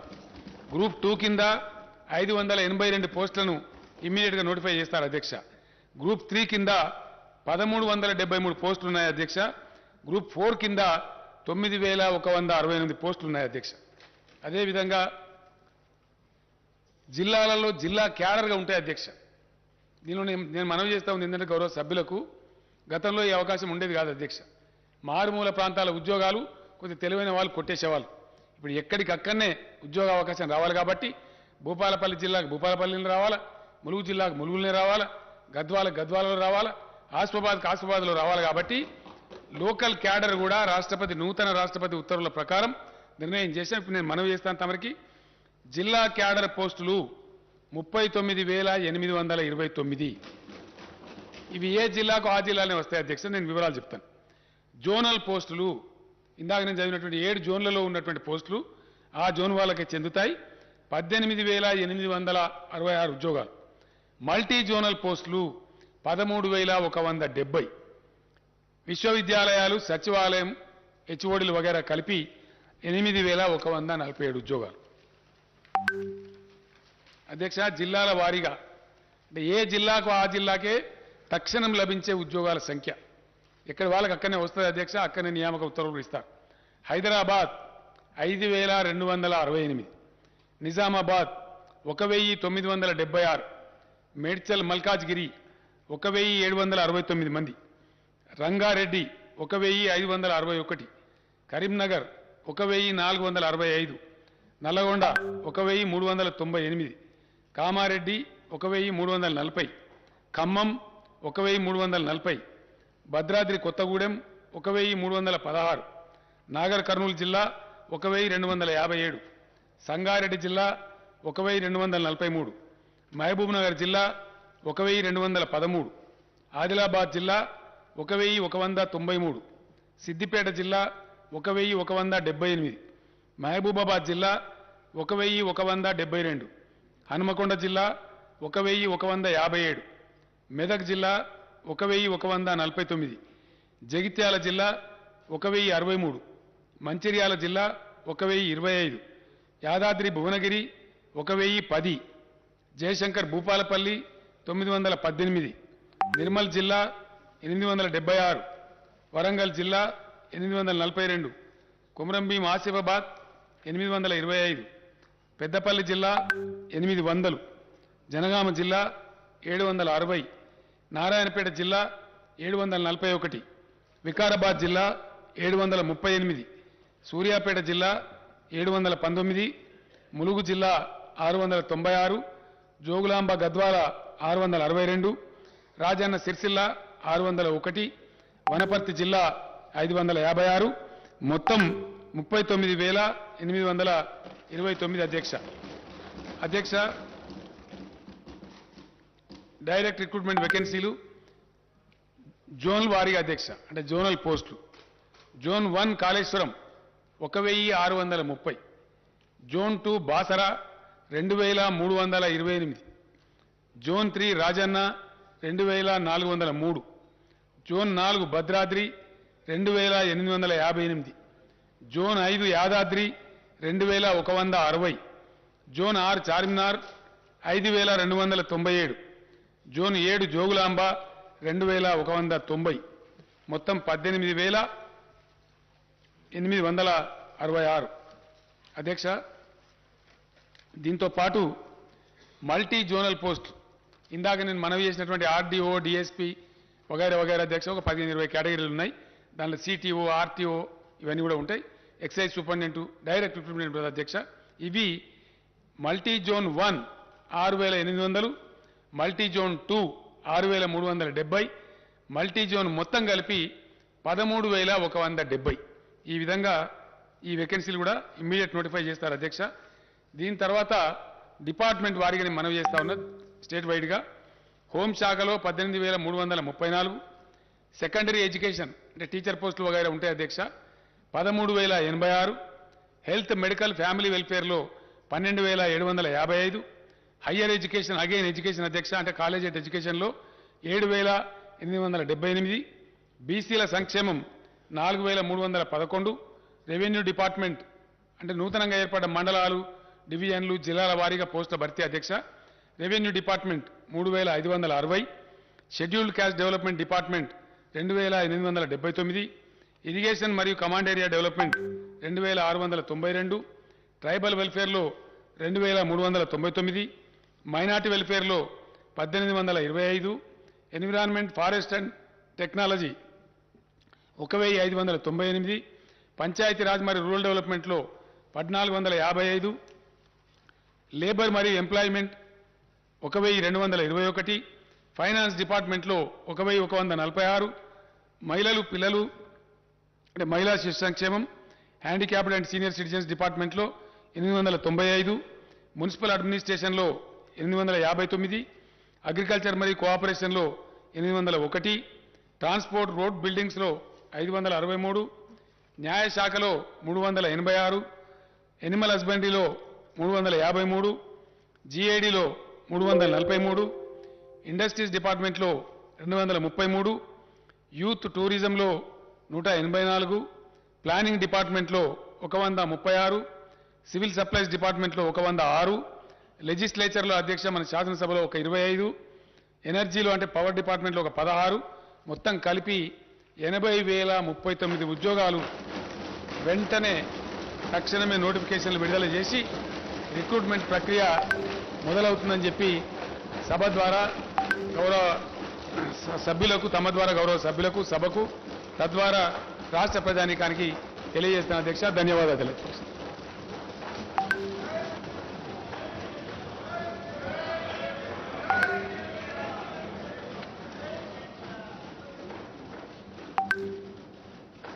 There are some announcements. All the papers included in today's agenda are deemed to have been placed and laid on the table of the House. I am to announce to the House that cut motions to the demands for grants for the budget 2022-23 will be received up to 2 p.m. today, the 9th March 2022. One more announcement. I am to announce to the House that I have nominated the following members to be on the panel of chairmen for the second meeting of 8th session: Sri Dharamsot Reddy Nayak, Sri Muhammad Mozam Khan, Sri Hanuman Sinde, Sri Manchireddy Kishan Reddy. Now, general discussion on the annual finance statement budget for the 2022-23. I request Sri Akbaruddin Owaisi Garu to initiate the general discussion on the annual finance statement budget for the year 2022-23. Honorable Speaker, sir. Sir, before I go on the discussion on the budget, state budget for the year 2022 and 2023, I would like to congratulate the Honorable Chief Minister Sahab for making the announcement for the recruitment in the government department. बहुत देर से ये मुतालबा था और आज chief minister साहब ने इस ऐवान के जरिए रियासत की आवाम में एक खुशी की लहर दौड़ा दी कि इतने सारे तकर्रुरात का ऐलान किया, ना सिर्फ वैकेंसीज को फिल करने का ऐलान किया बल्कि उसके साथ ही साथ ये भी ऐलान किया कि जितने भी जो लोग काम कर रहे थे कॉन्ट्रैक्ट बेसिस पे उनको भी रेगुलर करेंगे और सालाना हर वैकेंसी जब भी आएगी उसको पुर किया जाएगा। ये काबिल मुबारकबाद इक़दाम है जिसके लिए मैं अपनी पार्टी की जानिब से चीफ मिनिस्टर साहब को, रियासती हुकूमत को दिल की गहराइयों से मुबारकबाद देता हूं। Sir, now going ahead, with the discussion on the state budget for the year 2022 and 2023. Sir, I congratulate the Finance Minister, Janab Harish Rao Sahab, for presenting the next year budget with a record outlay of 2.57 crores. I also compliment Harish Rao Sahab for making a marathon budget speech for over 2 hours. However, I would like to say that this budget speech is very significant for 2 reasons. He has given a detailed account of the spectacular progress achieved by the Telangana state in the last 7 years since 2014. He has also pointed out clearly that this progress was made without any contribution of the central government and despite some hurdles created by those in power in Delhi. One could imagine what more Telangana state would have achieved if the powers that be in Delhi were responsive to its needs and demands. I don't want to repeat what the Finance Minister Sahab had stated about the discrimination suffered by the Telangana state at the hands of the Delhi rulers. I strongly condemn the discriminatory attitude of the centre against Telangana state. In the recent past, the central government has tried to snatch away the power of the state through several legislation and actions. Even in the next year's union budget, no justice was done to Telangana state. None of our irrigation projects have been given national status, and not a single rupee was sanctioned by the central government for these projects. So right from 2014, when the first Telangana budget was presented in this house, we have been cautioning that the central government is denying its due share to the state in the devolution funds. I have been repeatedly stating this, sir. Sir, we have also been cautioning that the 14th and the 15th Finance Commission have not done justice to the state, which requires special assistance for its faster development. So we have also made it very clear when the demonetization was announced, it was me and my party which has opposed the demonetization, and the demonetization has resulted in derailing the country's economy. The demonetization was responsible for the closure of many small-scale industries.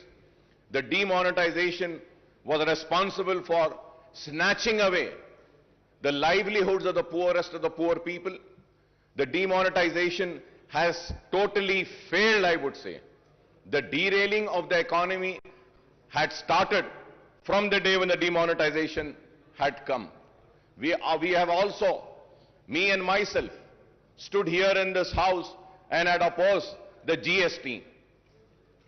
And we know that the GST has also been a major cause for derailing the economy, responsible for closure of many industries, small-scale industries, taking away the livelihoods of the poor people.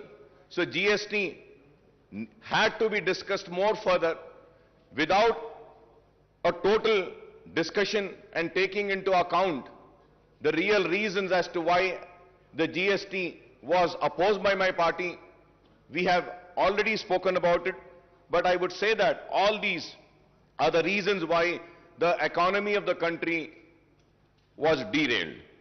All our apprehensions have come true, and we have a situation where the state share of divisible pool of central taxes has decreased and the grant in aid also falling steeply.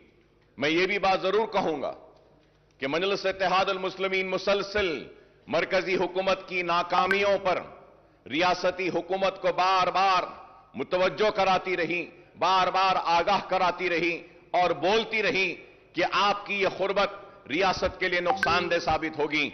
देरी सही, लेकिन आज हम देखते हैं कि रियासती हुकूमत आज मरकजी हुकूमत के इक़दामात के खिलाफ शिद्दत के साथ आज उससे इख्तिलाफ कर रही है और अपनी नाराजगी का इजहार कर रही है। तो आखिर मजलिस इत्तेहाद अल मुस्लिमीन की बात और उसकी पॉलिसी सही साबित हुई कि रियासती हुकूमत से को नुकसान पहुंचा मरकजी हुकूमत की खुरबत के जरिए। Sir, for instance the state share of central taxes has come down from rupees 15.987 crores in 2019 and 20 to rupees 589 crores in the first 10 months of the current financial year to 2021-2022 as per the CAG accounts. Similarly, the grant in aid for the center has decreased from 11,598 crores in 2019 and 20 to rupees 7,303 crores in the first 10 months of 2021 and 2022, sir. Hence, the state's share of central taxes and central grants in aid together total rupees 27,587 crores in 2019 and 20. And this has come down to just rupees 14,892 crores in the 10 months of 2021 and 2022, sir. So the direct consequence of lack of adequate central grants and share in divisible pool is that the state has to depend mainly on the borrowings to the finance a big chunk of its revenues and capital expenditures.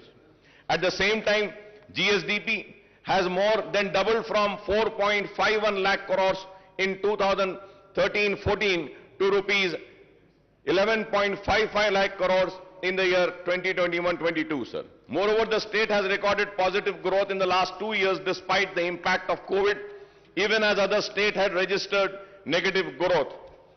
It is gratifying to note that Telangana's per capita income has risen from rupees 1.24 lakh in 2014 and 15 to rupees 2.79 lakhs in 2021-22, which is significantly higher than the average national per capita income, sir. Coming to the state budget estimates for the next financial year, the finance minister has projected total revenue and expenditure of rupees 2.57 lakhs crores. The revised estimate for the current year is rupees 2.10 lakh crore as against the budget estimate of rupees 2.30 lakh crores, sir. Honorable Speaker, sir, as per the CAG Telangana account, at a glance for the current financial year at the end of January 2022, the total receipts are rupees 1.43 lakh crore and total expenditure is rupees 1.37 lakh crores. The receipts include huge borrowings of rupees 44,366 crores, sir. I must admit that the successive finance ministers of Telangana are incorrigible optimistic. Every time they present the state budget, they come up with a very impressive estimates, but the actual receipts and expenditure indicates a massive shortfall after year. Not only the estimates of the share of central taxes and the grant in aid are on a higher side every time, but the estimate of state-owned taxes revenue and non-tax revenues are projected beyond capacity of the revenue earnings department, sir. Let us take the figures of the current year's budget estimate and the actual for the last 10 months, sir. Sir, if we have to see the figures of the last 10 years, sir, the state-owned revenues are estimated at rupees 98,179 crores, but the actual receipts in 10 months are only 77,789 crores, that is 79% of the estimates.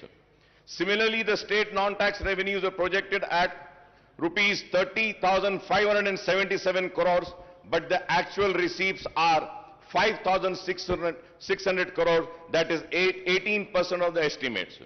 The state's own tax and non-tax revenues together were estimated at rupees 1,28,756 crores, but the actual receipt in 10 months amount to rupees 83,389 crores.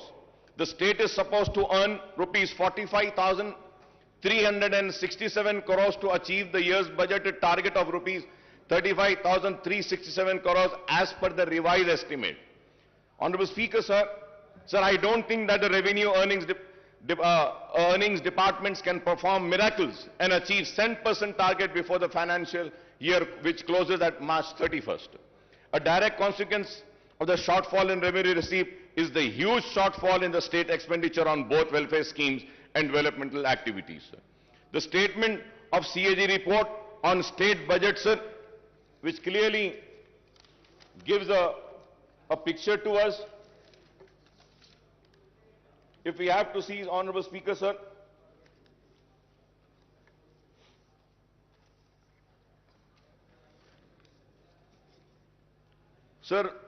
further going ahead with the rising Depth, sir. Telangana outstanding public debt will reach rupees 3,29,988 crores in 2022-23, accounting for 25% of gross state domestic product, sir. Sir, Honorable Speaker, sir, going further ahead, in the year 2019 and 20, the outstanding public debt stood at rupees 2,05,858 crores. Thus, the next year outstanding debt represent a massive increase of rupees 1,24,130 crores on the outstanding debt in 2019 and 20. The outstanding debt share of GSDP is set to increase to 25% from 22%, sir. Interest payment on loan will increase from rupees 17,000. This is a very important point, sir. Interest payment on loan will increase from rupees 17,584 crores in 2021-22 to rupees 18,911 crores in 2020 to 2023, and the debt repayment of principal amount will also increase from 6,460 in 2021-22 to rupees 8,336 crores in the year 2022-23. Sir, we may say that raising a loan is acceptable, but it should only be used for capital expenditure. Sir, I may point out that the actual debt component will be much higher than the projected figures. So the loan raised by the various corporations and bodies, including the Greater Hyderabad Municipal Corporation, are not shown in these figures, but these should also be considered outstanding debts because the state government stand guarantees to these loans. The loan amount should be spent on infrastructure project rather than welfare schemes, Honorable Speaker, sir. And I hope that when the Honorable Finance Minister would reply, he would also give me the details of the loans raised by various corporations, sir. Honorable Speaker, sir, as per the CAG report, budget allocated and actual revenues and expenditure, if we have to see, sir, for the financial year 2021, the budget estimate was 2,21,686.54. Then the actuals were 1,42,688. That amounts to 64% only. When we see 2021, the budget estimate was 1,76,393.20.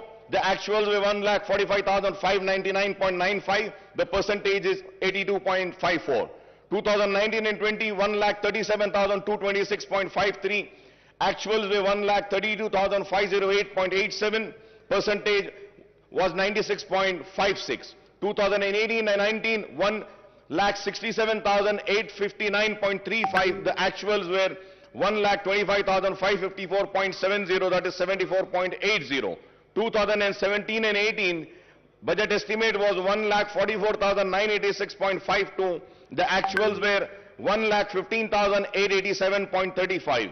2016 and 17, budget estimate 1,27,266.59. The actuals were 1,17,799.40. That is 92.56%. 2015 and 16, 1,11,974 was the budget estimate. 1,11,974.82. The actuals were 96,051.29. That amounts to 85.78%. 2014 and 15, the budget estimate was 97,563.61. The actuals were 63,323.29. That was 64%, sir. Sir, when we see the budget estimate and the actuals, now let us see the table of the expenditure.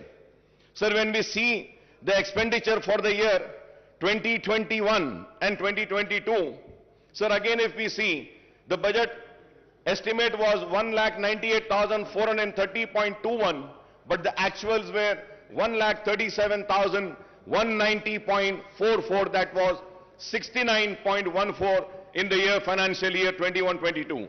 When we go to financial year 2020 and 2021, The budget estimate was 1,60,731.00, but the actual expenditure was 1,34,731.68, that is 83.82%, sir.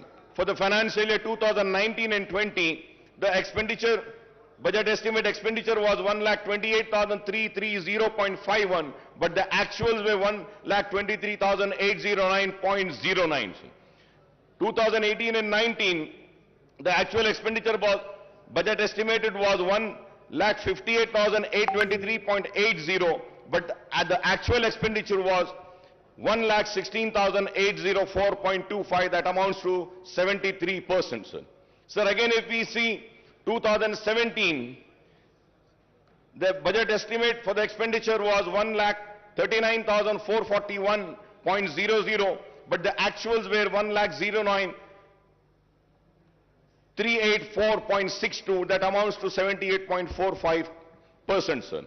2016 and 17, 1,26,519.49 was a budget estimate for expenditure, but the actuals were 1,14,397.62, that amounts to 90.42, sir. So 2015 also, it was 1,09,582.72, and the actuals were 90,818.44. In the year 2014 and 15, 94,890.50, but the actual expenditure was 61,840.48, sir. So now, if we are seeing these figures, so it is very clear that what has been the actuals and what has been the expenditure, what has been the budget estimate for the receipts and what has been the actuals, and also the expenditure, what was the budget estimate for the expenditure and what has been the actuals, sir. Sir, now going further ahead, sir, the state government claims that the Telangana is at the bottom of the list in the terms of GSDP ratio on public debt. In 2021, the outstanding loan was 2,44,119 crores, and in 2021 and 22, it stood at 2,85,120. If I am wrong, I may be corrected, sir. But as per my research and my work which I have done, the outstanding loan for the year 2021 is 2,44,119 crore, and in 21-22, it stood at 2,85,120 crores, sir. The loan raised for the open market would amount to rupees 2.89 lakh crores out of the rupees 3,29,988 crore outstanding debt in the coming fiscal year, sir. These figures, if are wrong, I may be corrected, sir. So the budget has proposed to borrow rupees 53,970 crores through market borrowing in 22-23 against 47,500 crores in the year 21-23. In 2021, 20 and 2021, the market borrowings were 43,784 crores. The overall debt burden of the state government will stand. The important point, Honorable Speaker, sir, the overall debt burden of the state government will stand at 3,29,988 crores, including market borrowings of rupees 2,89,873 crores loan from the central government amounting to rupees 7,188 crore loan from autonomous bodies, rupees 13,591 crore special security, small saving and provident fund, etc., rupees 19,336. So this is the state of loans. So I would like to welcome the important announcement made by the Finance Minister Saab in the budget speech. The government has increased the Arogashri reimbursement limit from rupees 2 lakh to 5 lakhs for routine procedures and up to 10 lakhs for transplant. However, Honorable Speaker, sir, the allocation for Arogashri has come down from rupees 720 crores to 605 crores in the next year's budget, sir. Sir, at the same time, Honorable Speaker, sir, I would like to bring across is that the rates which have been fixed by Arogashri are the rates which have been fixed long back, more than 15 years back. The rates were fixed. The rates needs to be revised. The revision of rates are very important. Many private hospitals are not admitting the Aragashree patients. The reason is that the rates are very low. And most important, Honorable Speaker, sir, जब एक बीमार critical condition में आता है, critical care के लिए जब आता है और उसको सीसीयू में अगर ले जाना पड़ता है, Honorable Speaker, sir, the rates of Aragashree are only 4,000 rupees. Critical care unit में 4,000 में तो इलाज नहीं हो सकता. Sir, many hospitals in CCUs, they charge 40,000, 50,000, and few hospitals charge 1 lakh rupee a day. And the hospitals which MIM party runs, 2 hospitals we run. Sir, in those hospitals we charge only 11,000. No profit, no loss basis. But still, Aragashree is giving only 4,000 rupees. So with this, we cannot treat the poorest of poor patient. So kindly through you, I request the Honorable Health Minister, also the Finance Minister, to kindly look into this and please revise the rates of Aragashree, because it's the responsibility of the government to provide good health care and good education to the people. Sir, going further ahead, sir, the diet charges for cancer and TB patients have been increased from rupees 56,000 to rupees 112 and rupees 40 to rupees 80 for other patients, and this is welcome relief, sir. Sir, I may recall that in the previous budget session also I had raised the issue of pending bills of the private hospitals under Aragashree, but the issue is yet to be sorted out, and I hope that these issues are being taken care, sir. Sir, I also welcome the announcement that the first women university in the state of Telangana will be established soon. I understand that the University College for Women at Koti, which is an autonomous college under Osmania University, will be upgraded to be a women's university.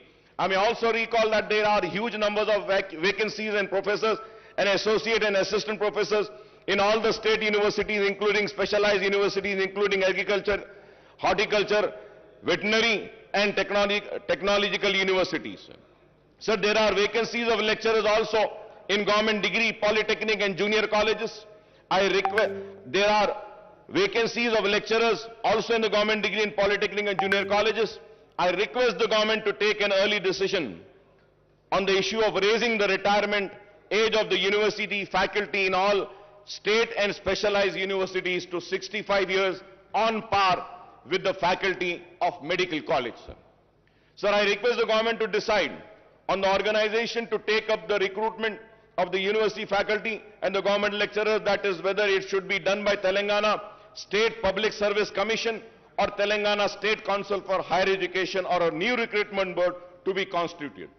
Well, now we have announced that we are going to fill up all the vacancies. This is very important, sir. This is very important.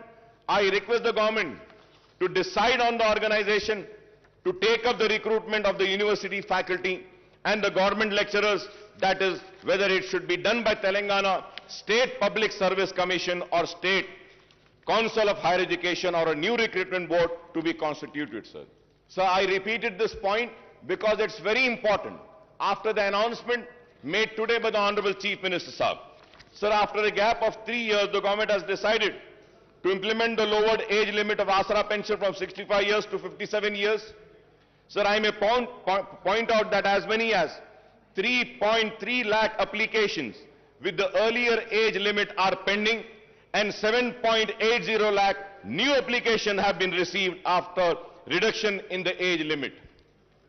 So I would like to also say that almost 11.10 lakh applications have to be cleared immediately to disburse the old age pension from new financial year commencing on 1st of April, sir. Sir, in the last 7.5 years, the government has spent 46,650 crores on Asra pension, and the number of beneficiaries have gone up to 38.41, sir. I would like to congratulate the government for this Asra pension, sir. It is very good, sir, that we are doing a wonderful work in Asra pension, And I think it is the only state in the entire country which has given or sanctioned so many applications, sir. So with this, the sanction of pending applications, the number of beneficiaries may reach 50 lakhs, and this may require much higher outlay than the proposed rupees 11,728 crores in the next financial year, sir. Sir, when it is going to go to 50 lakhs, I don't think 11,78,000 crores, which has been allocated for the next budget, would not be sufficient. This needs to be looked into. Going ahead on the education, sir. Sir, we also have welcomed Mana Uru Mana Badi and Mana Basti Mana Badi program launched by Honorable Chief Minister Janab KCR Saab on Monday. The government has taken the initiative to introduce English medium in all the government schools on par with corporate school. Under the Mana Badi scheme, provision of infrastructure in all the government schools will be taken up in phased manner. However, while infrastructure development necessary, what is more important is that the filling up of all teaching, non-teaching posts in the government schools, which has been announced today by the Honorable Chief Minister Saab. And about 26 lakh students are studying, and 1 lakh teacher posts are sanctioned in the government schools across the state.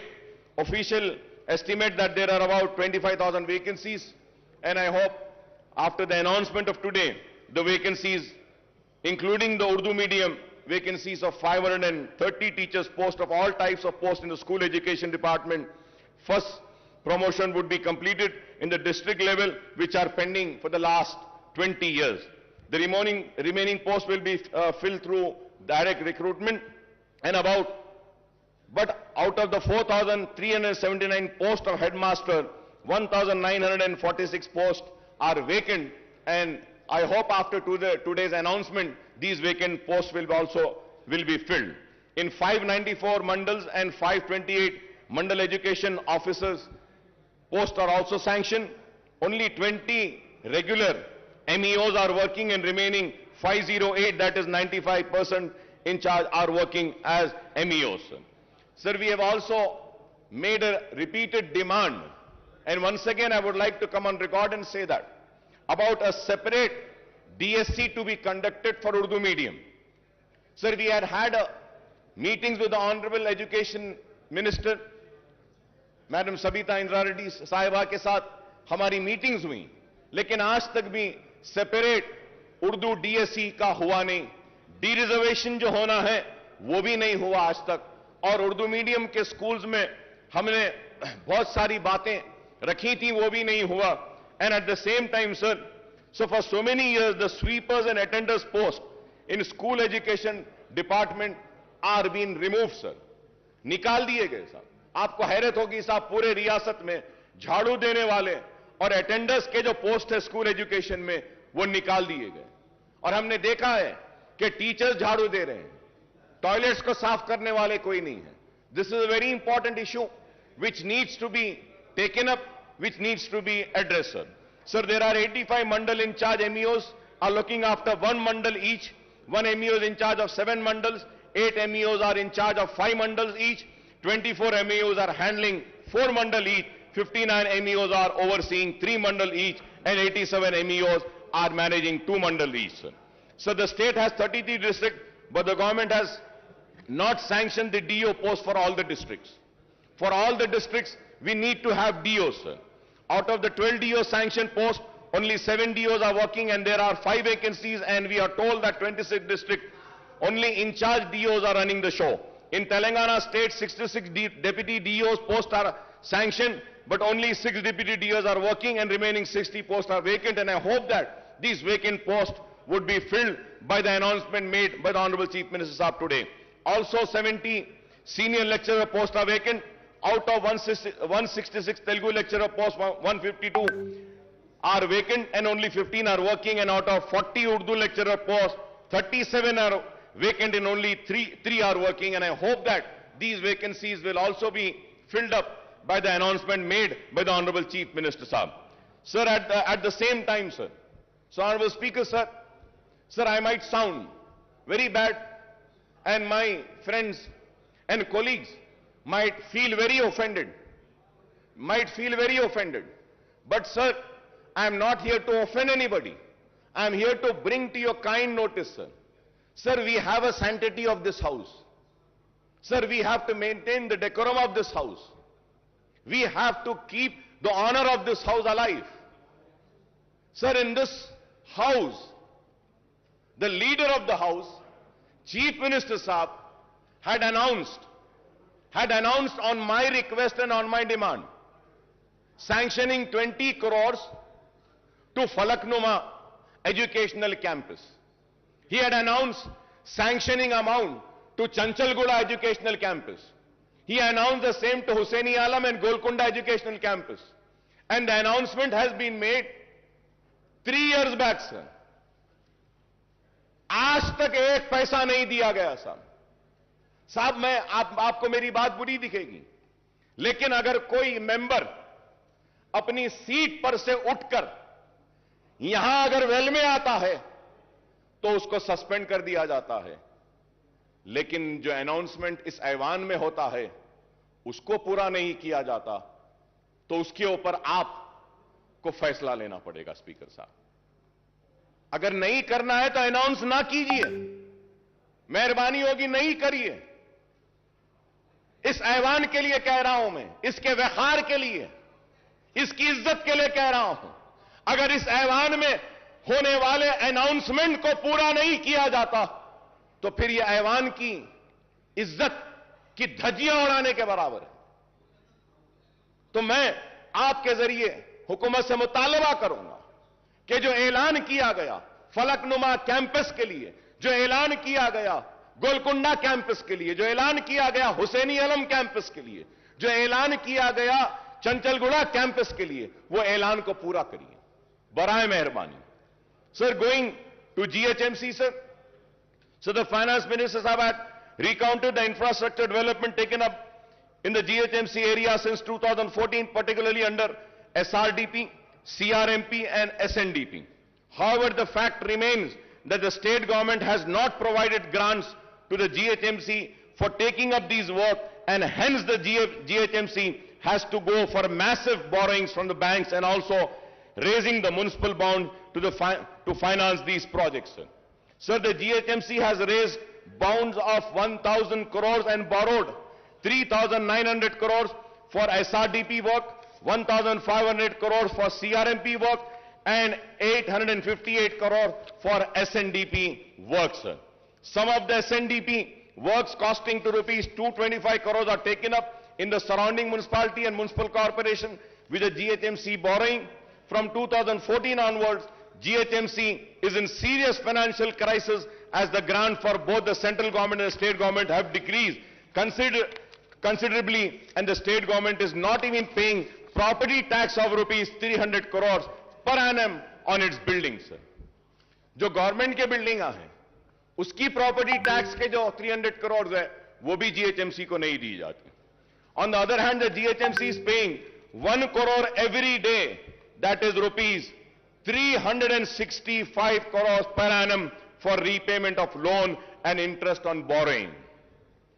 Honorable Speaker, sir, every day the GHMC is paying 1 crore.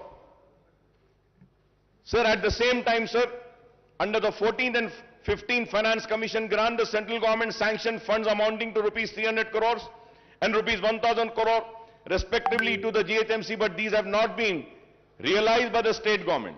With the introduction of TSB pass for building permission, the building permit fees is deposited with the state treasury and the GHMC is not getting this amount.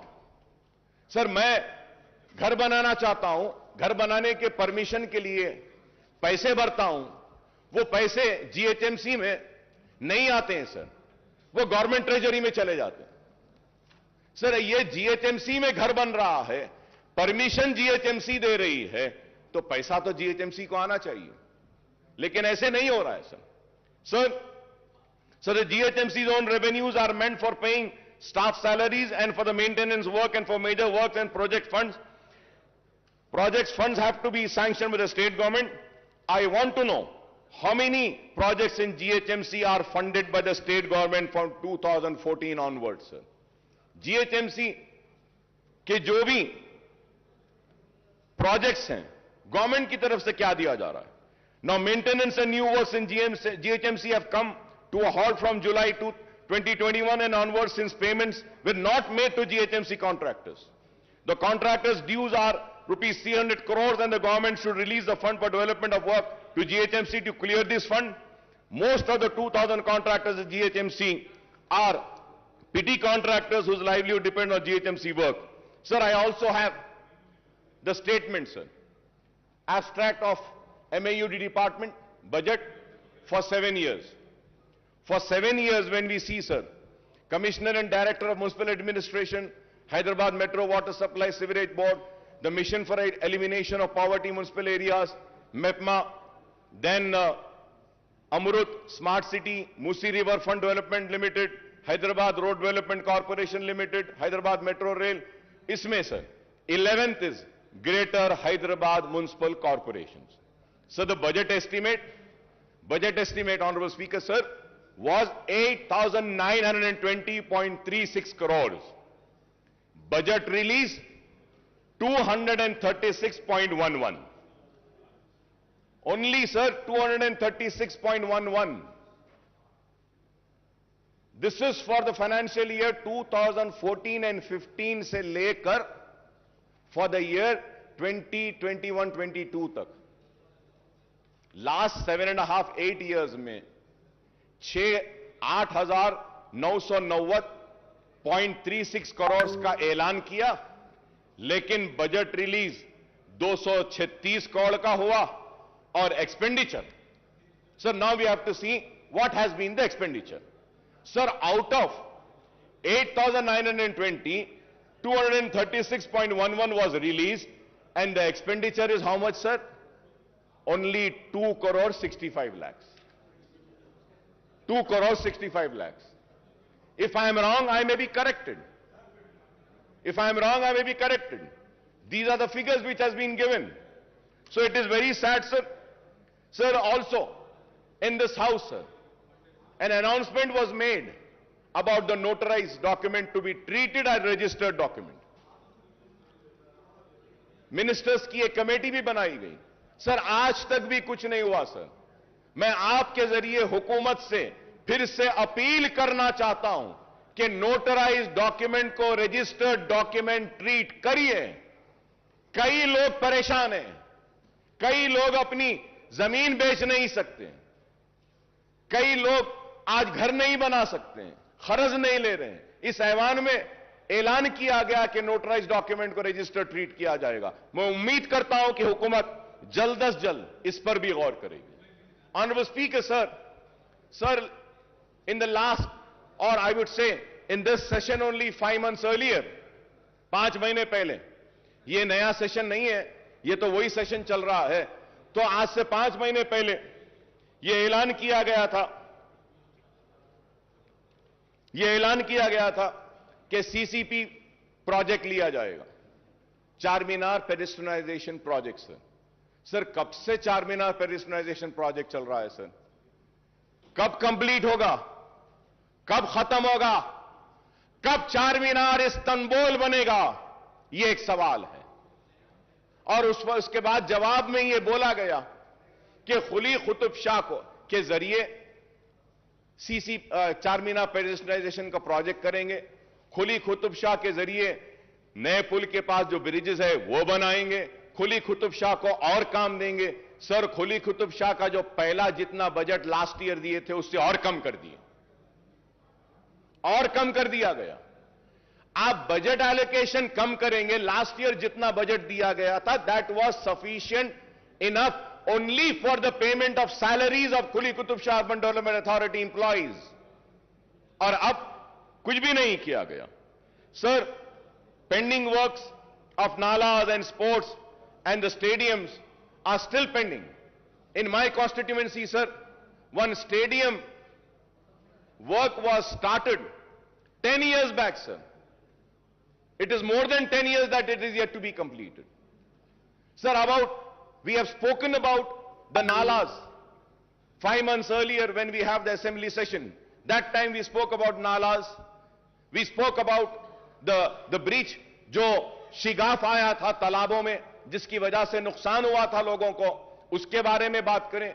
और हमने कई तजावीज दिए। मैं बड़ी मौजरत के साथ honourable speaker साहब कह रहा हूं, मेरे दोस्त काबिल दोस्त को बुरा दिखेगा, खराब दिखेगा मेरे काबिल दोस्त को, केटी रामाराव साहब को, जिनकी मैं बहुत इज्जत करता हूं, एहतराम करता हूं। लेकिन ऑनरेबल स्पीकर साहब, इस ऐवान में कहा गया था कि अकबर साहब हम मीटिंग बुलाते हैं, बैठते हैं। दशहरा गया, दिवाली गई, दिवाली के बाद क्रिसमस गया, न्यू ईयर गई, संक्रांति गया, कब होगी मीटिंग? बुला लीजिए साहब। हम आप साहब, हमारे पास पूरा टाइम है, आप जब बोले जब हम आ जाते हैं आपके पास, जब आप बोले आ जाएंगे। एक मीटिंग उसकी बुला लीजिए। Sir, going to Hyderabad metro rail, sir we welcome the announcement that Hyderabad Metro Rail has been allocated rupees 500 crores in the next in the next year's budget for taking up works on the long pending connectivity to the old city from Mahatma Gandhi bus station Imliban to Falaknuma under corridor 2 of 5.5 kilometers. बार बार इल्जाम था हुकूमत पर और मजलिस पर भी कि metro old city में नहीं आई, लेकिन इस बजट एलोकेशन के बाद हमको उम्मीद है कि मेट्रो जरूर दौड़ेगी पुराने शहर में भी। सर, for metro connectivity to Shamshabad airport an allocation of rupees 377.35 crores has been made. The project has been awaiting government nod for the 32 kilometers elevated work from Gachibowli for the last couple of years. The Hyderabad Metro Rail, the government special purpose vehicle which oversees the metro construction, has been provided loan of rupees 1,500 crores too. But we are disappointed, Honorable Speaker sir, but we are disappointed that no allocations have been made for MMTS Phase 2. MMTS Phase 2 के लिए हम बार बार मुतालबा कर रहे हैं। कितने साल से? 6-7 साल से मुतालबा है कि MMTS Phase 2 के लिए एलोकेट करिए फंड्स, लेकिन वो अब तक नहीं हुआ। मैं उम्मीद करता हूं कि फाइनेंस मिनिस्टर साहब MMTS Phase 2 के लिए भी जो रिक्वायर्ड फंड्स हैं उसको भी जारी करेंगे। So the state government has to provide its share of assured 2/3 funds of total cost of 817 crore, but only 129 crores was released.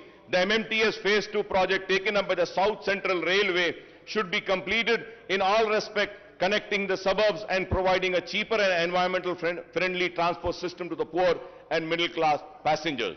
The MMTS Phase 2 also provides for extending the connectivity to the Shamshabad airport, and this can be supplement the metro connectivity from Gachibowli.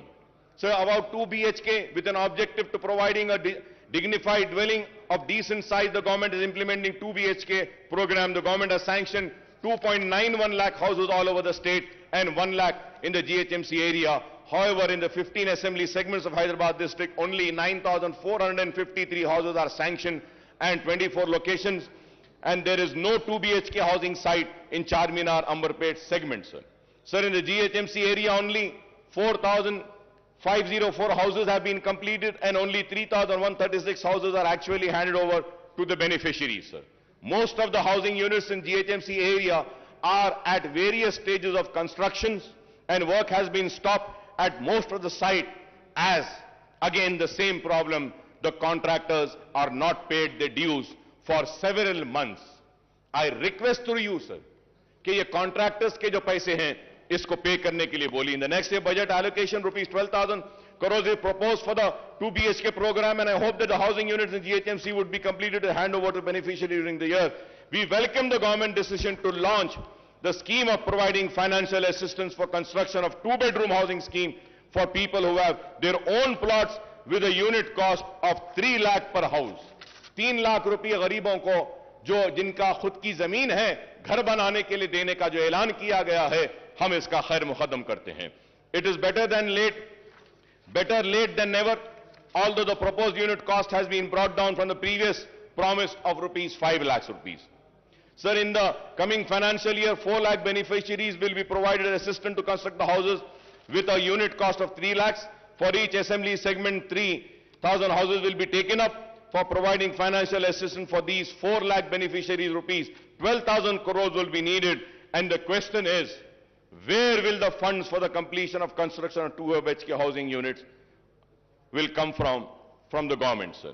So now, going further ahead with the welfare department, sir.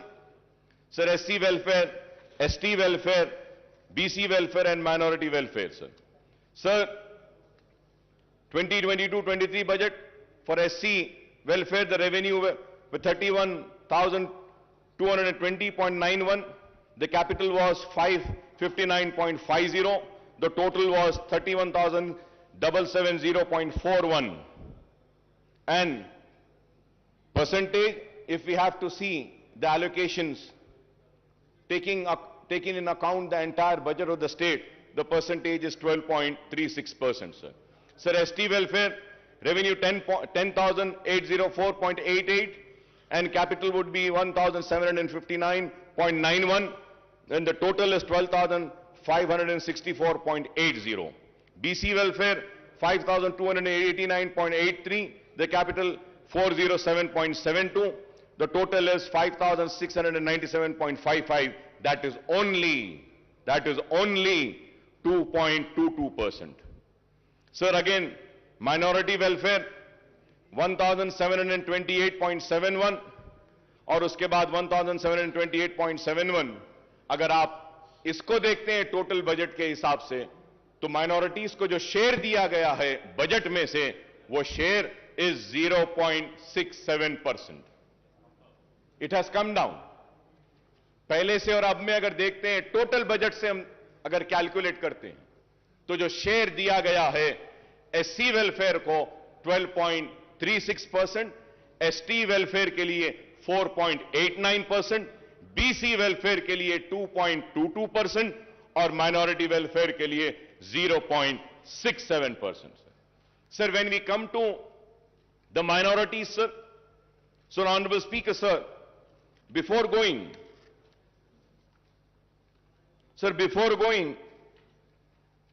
further ahead on minorities, sir, मैं फिर से sir आपकी तवज्जो पे एक बात लाना चाहता हूं सर. आज से 5 महीने पहले चीफ मिनिस्टर साहब ने ऐवान में खड़े होकर पूरी तफसीलात दी थी. ये बुक दिया था और इसमें कहा गया कि माइनॉरिटीज पे क्या स्पेंड हुआ. टोटल 2014, 15, 16, 17, 17, 18, 18, 19, 19, 20, 20, 21 या 21, 22, सारा फिगर टोटल अप टू सितंबर 21, 6,971. और अगर हम सितंबर को माइनस कर देते हैं, सिर्फ 2021 तक लेते हैं, तो ये जो पैसा जो दिया गया है एवरी ईयर 2014, 15, 16, 17, 18, 19, 20 और 21 तक हम ले लेते हैं, 22 नहीं लेते हैं, तो the amount comes to 6,502. Amount comes to 6,512, sir. 6,512. Honourable finance minister साहब अपनी बजट की स्पीच में बोलते हैं 7 साल में 6644. अब सर सवाल ये है, ऑनरेबल चीफ मिनिस्टर साहब जो फिगर दिए हैं वो सही है, फाइनेंस मिनिस्टर साहब जो फिगर दे रहे हैं वो सही है, या फिर कौन सा फिगर सही है sir? And when we go further ahead sir, I would say that कि मैं रिकॉर्ड में आकर कहना चाहूंगा, ये जो डिपार्टमेंट है सर, ये डिपार्टमेंट अपना होमवर्क सही नहीं करता है सर.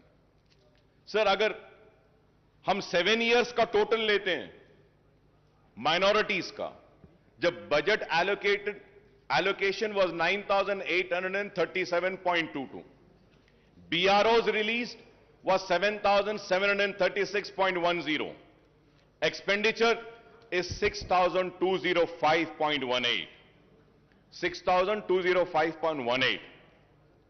सर, फाइनेंस मिनिस्टर साहब को चाहिए था कि वो फॉर द ईयर 2021-22 का भी जो स्कीम वाइज है, जो हमारा 1600 है, उसमें स्कीम्स में 949.7 है, एडिशनल बजट 133.96 करोड़ दिए, तो टोटल 1083.66, फिर रेजिडेंशियल स्कूल्स के लिए 649.98 दिए। तो अगर ये ले लेते हैं, जब ये सारा ले लेते हैं, गवर्नमेंट की तरफ से मैं कह रहा हूं कि अब तक माइनॉरिटीज पे जो खर्च हुआ है वो 7,347.89 करोड़ है। आपको ये बोलना चाहिए, अब तक जो खर्च हुआ। 6644 आपने कहा, चीफ मिनिस्टर साहब एक फिगर देते हैं और ये फिगर असल ये है। This is why I say that the department needs to study, the finance department also needs to study and come prepared. This house should not be misled. Sir, और एक चीज, before going further add, honourable minister साहब in speech has quoted and said that 40 crores have been given for Anisul Gurba. The building is complete, ready for inauguration. Honorable Speaker, sir, it is not ready, sir. Sir, I have the picture, sir. I have the picture, sir. Is this ready? Is this called ready? No, sir, it's not ready. Why I say that? Any word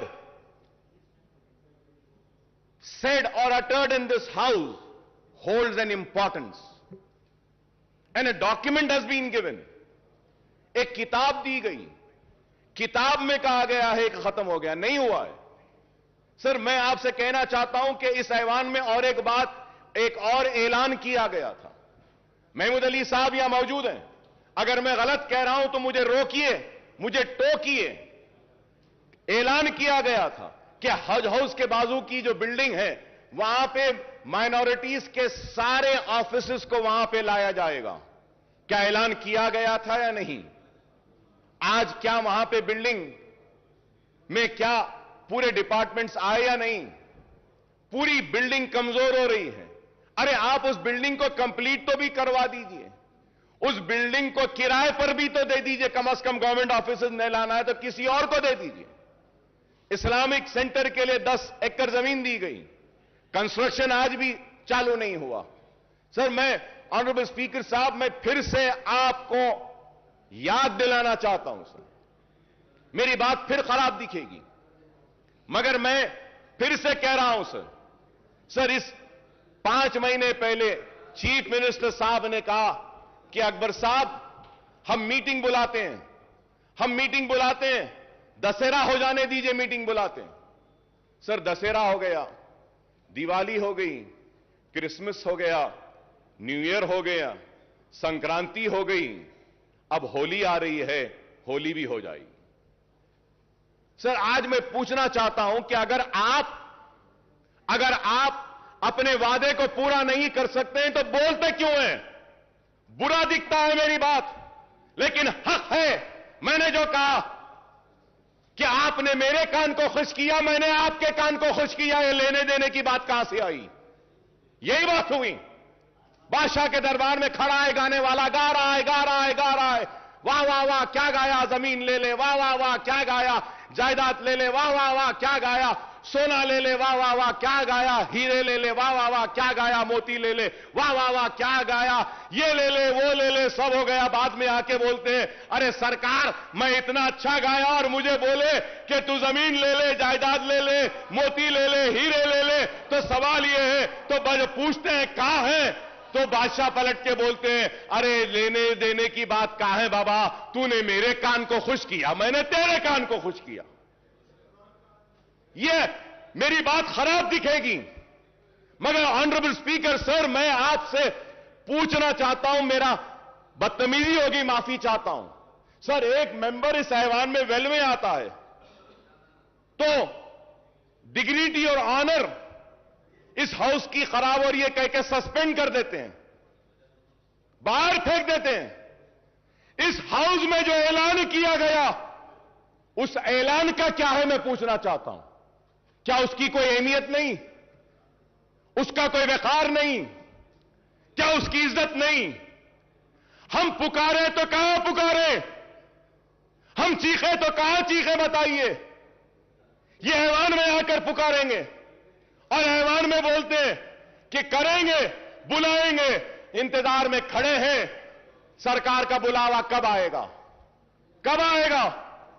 आज आप बताइए honourable speaker sir, हम दर्द के साथ, कर्ब के साथ कह रहे हैं, आलेर की एनकाउंटर पर रिपोर्ट देंगे। बोले आज कातिलों को प्रमोशन हो रहा है, उन जालिमों को तरक्की दी जा रही है और मेरे खून बह रहा है, लेकिन उस पर इंसाफ नहीं। कब मिलेगा आलेर के लोगों को इंसाफ? मेरा सवाल है।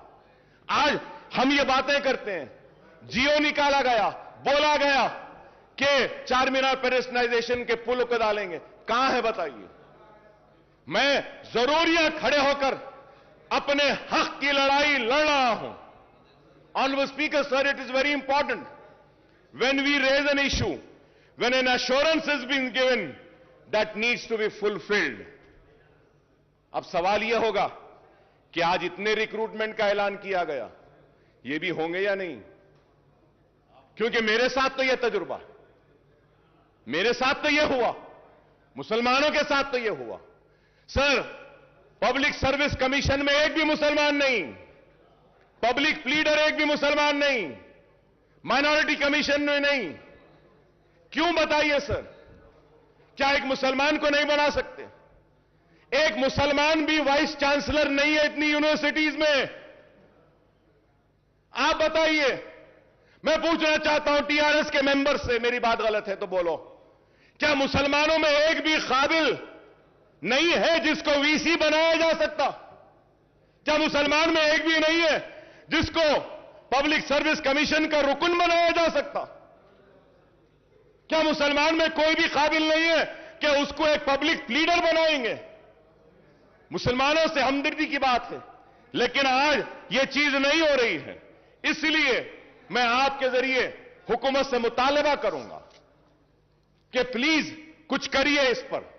अगर आप नहीं करेंगे तो फिर नहीं होगा। ऑनरेबल स्पीकर साहब, आपको सुन के हैरत होगी, यहां सब टीआरएस के लोग बैठे हैं।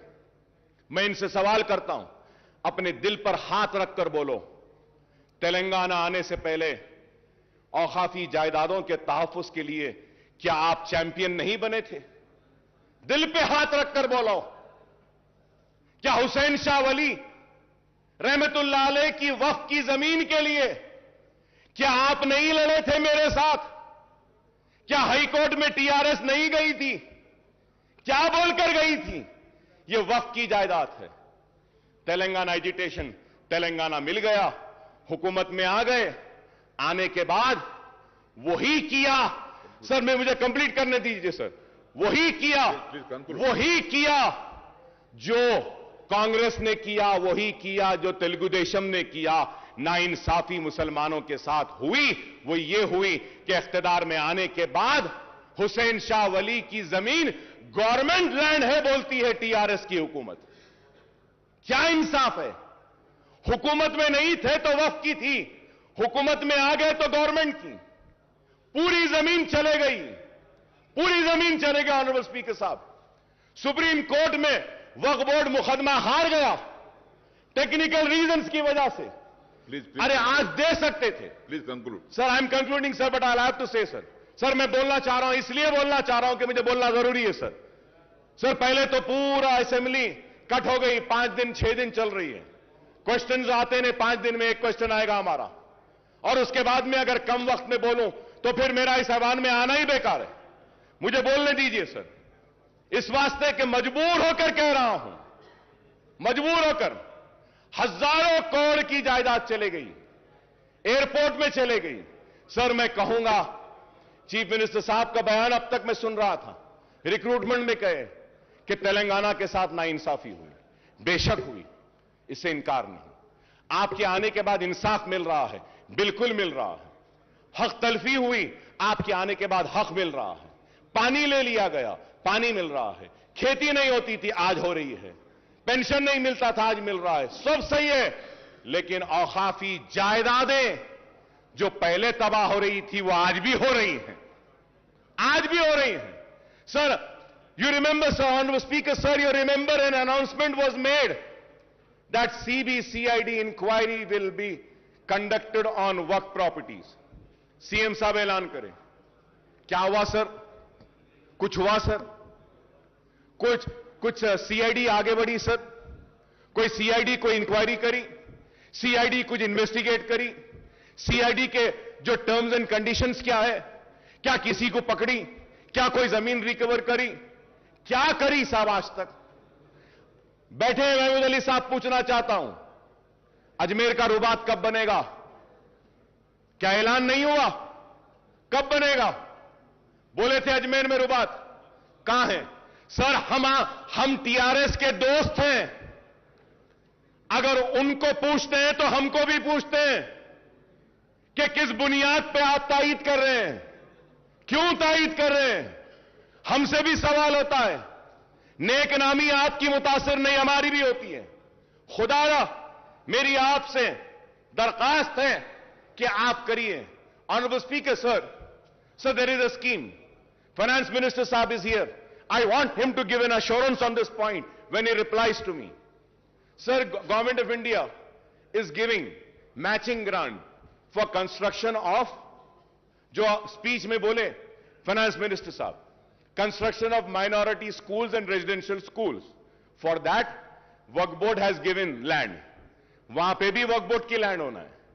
वहां पे भी Waqf Board होना है. मल्टीनेशनल्स को गवर्नमेंट देती है, फैब सिटी को गवर्नमेंट देती है, हर एक के लिए गवर्नमेंट देती है, लेकिन हमारे लिए नहीं. आपकी जमीन ही दो. Sir, government of India had given sanction the amount. From last 3.5 years the state government has not given its share. मेरे पास डिटेल्स हैं sir, I have the details. Why are you not releasing your share of funds is the question sir. क्यों नहीं दे रहे? Release कर दीजिए आप. Minority residential school Waqf board की जमीन पर आने दीजिए ना. नहीं आते. सर, निजामिया तिबी कॉलेज का क्या हाल है सर? बिल्डिंग कमजोर हो गई, गिरने पर है. उस्मानिया हॉस्पिटल का क्या हाल है? उस्मानिया हॉस्पिटल की बिल्डिंग कमजोर. सर, बोला जा रहा है कि इतने हॉस्पिटल्स आ रहे हैं शहर के अतराफ. I am finishing sir. Sir, Osmania hospital भी बनाइए, उस्मानिया दवाखाना भी बनाइए. आप 4-4, 5 दवाखाने बना रहे हैं, बनाइए. सर, ऑनरेबल स्पीकर सर, मैं आपको फिर से याद दिलाता हूं, मैं नई बात नहीं कर रहा हूं साहब. ऑनरेबल स्पीकर साहब, मैं नई बात नहीं कर रहा हूं. जो बार बार जो हर सेशन में करता हूं वही बात कह रहा हूं. उर्दू को दूसरी सरकारी जबान का मौखफ दिया गया सर. सर, ये बजट की आज जो स्पीच का जो बुक हमको दिए ना साहब, उसमें तेलुगु था, इंग्लिश था, उर्दू नहीं था. उर्दू नहीं था. बाद में मंगाना पड़ा तो वहां से जाके उर्दू आया हमारे पास. क्यों साहब? उर्दू को दूसरी सरकारी जबान का मौखफ दिया गया है तो आप उर्दू के साथ इंसाफ करिए. उर्दू बोर्ड्स नहीं, आरटीसी के बसेस पे नहीं, सरकारी दफातर के बोर्ड्स पे नहीं, मुतरज्जिम को हमारी नुमाइंदगी पर मुकर्रर किया गया डिस्ट्रिक्ट कलेक्टर ऑफिस में, लेकिन आज तक भी कोई दरखास्त नहीं ली जाती. सर, उर्दू को उसका जायज हक दीजिए. यह हम मुतालबा करते हैं. हमारा मुतालबा कोई अलग नहीं है सर. जो जो वादे किए गए मैं वही दोहरा रहा हूं.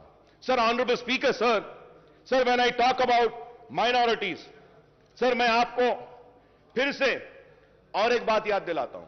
सर, इस ऐवान में ये पूरे लोग गवाह हैं.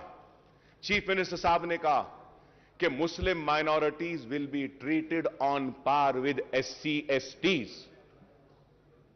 बोले या नहीं बोले सर? मेरे पास है सर, कौन सी तारीख को बोले, लेकर आया सर. सर, क्या Muslim minorities are given the same treatment as to what the SCs and STs have been given? Sir, Honorable Speaker, sir, you will be surprised, sir, अगर मैं आपके सामने पढ़कर सुनाऊं. आप सुनिएगा सर.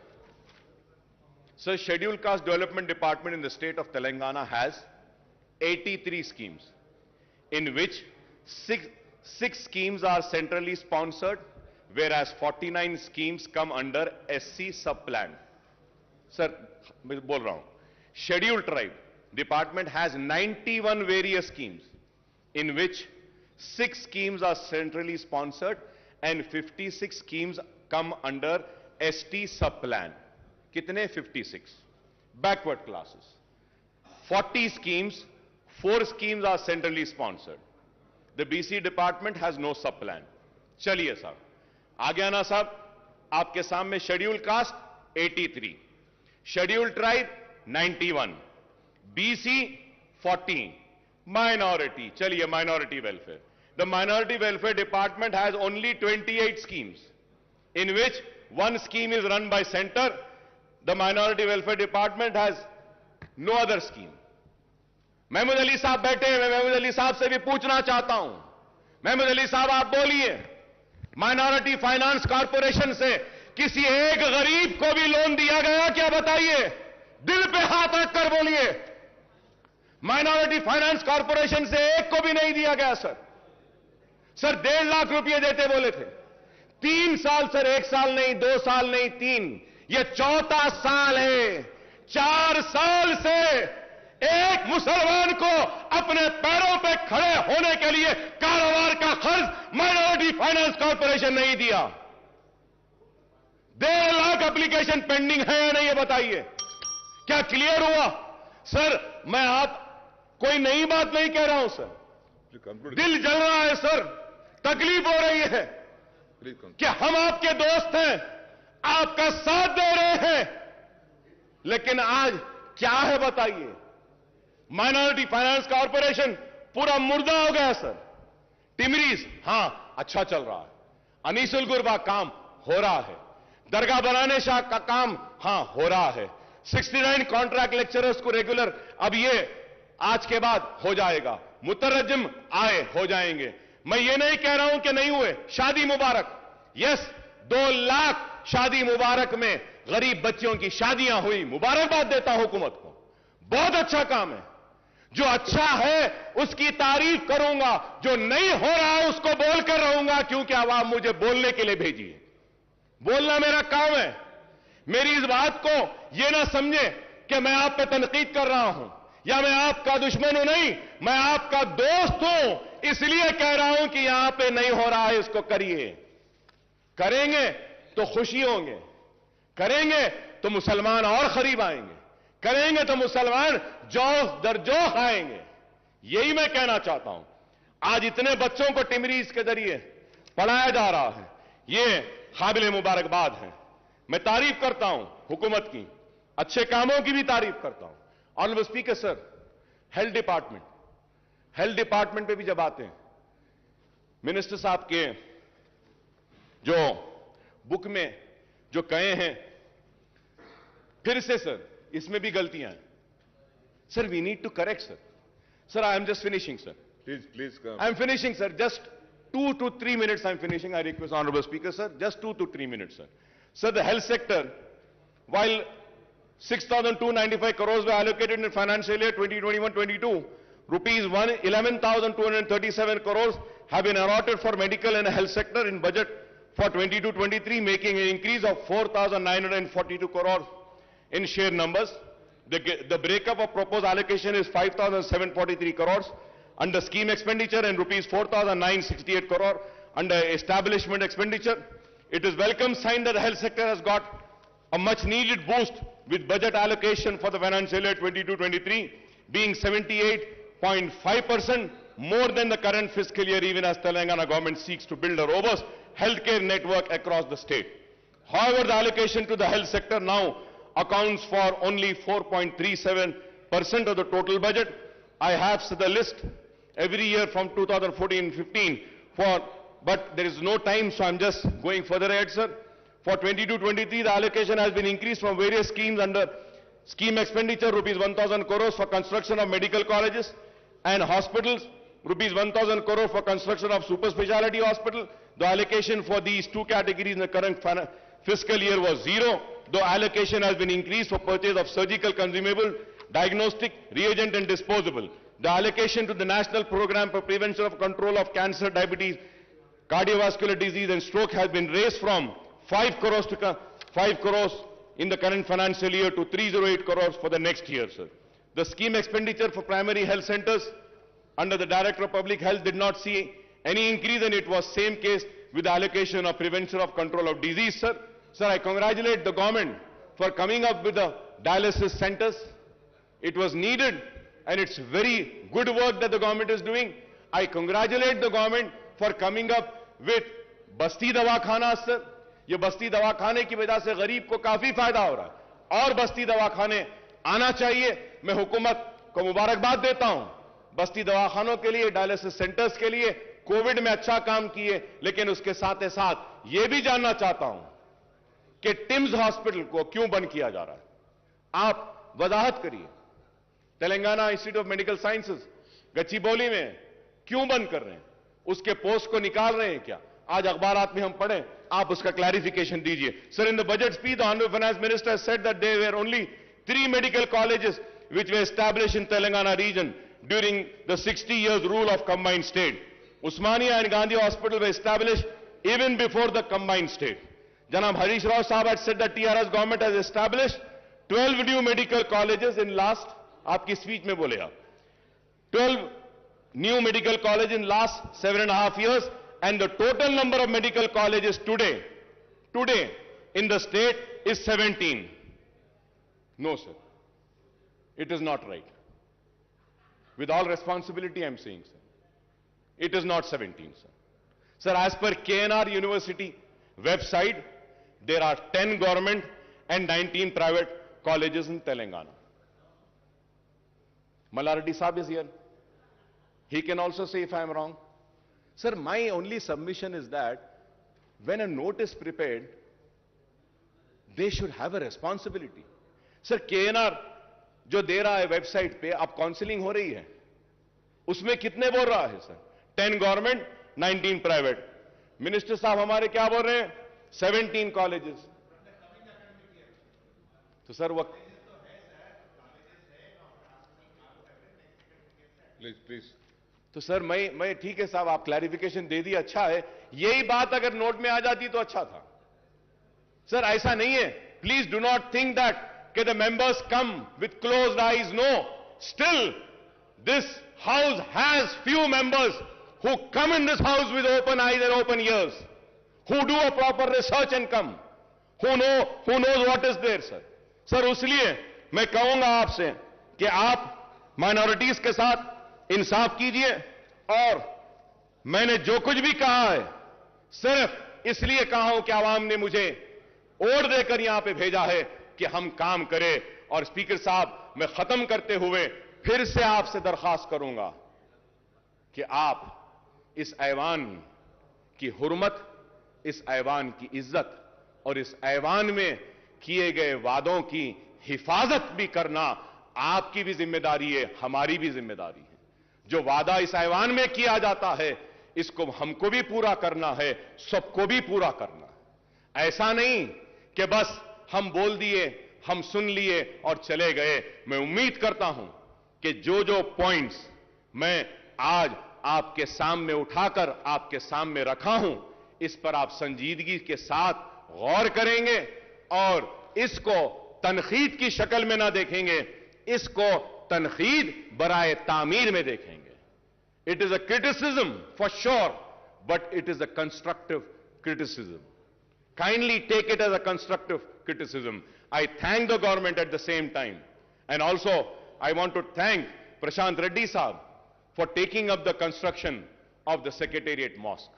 CM Saab बोले थे, संगे बुनियाद हुआ, तामीर हो रही है, लेकिन आज बाज लोग बोलते हैं कि संगे बुनियाद रख दिए, तामीर नहीं हो रही है.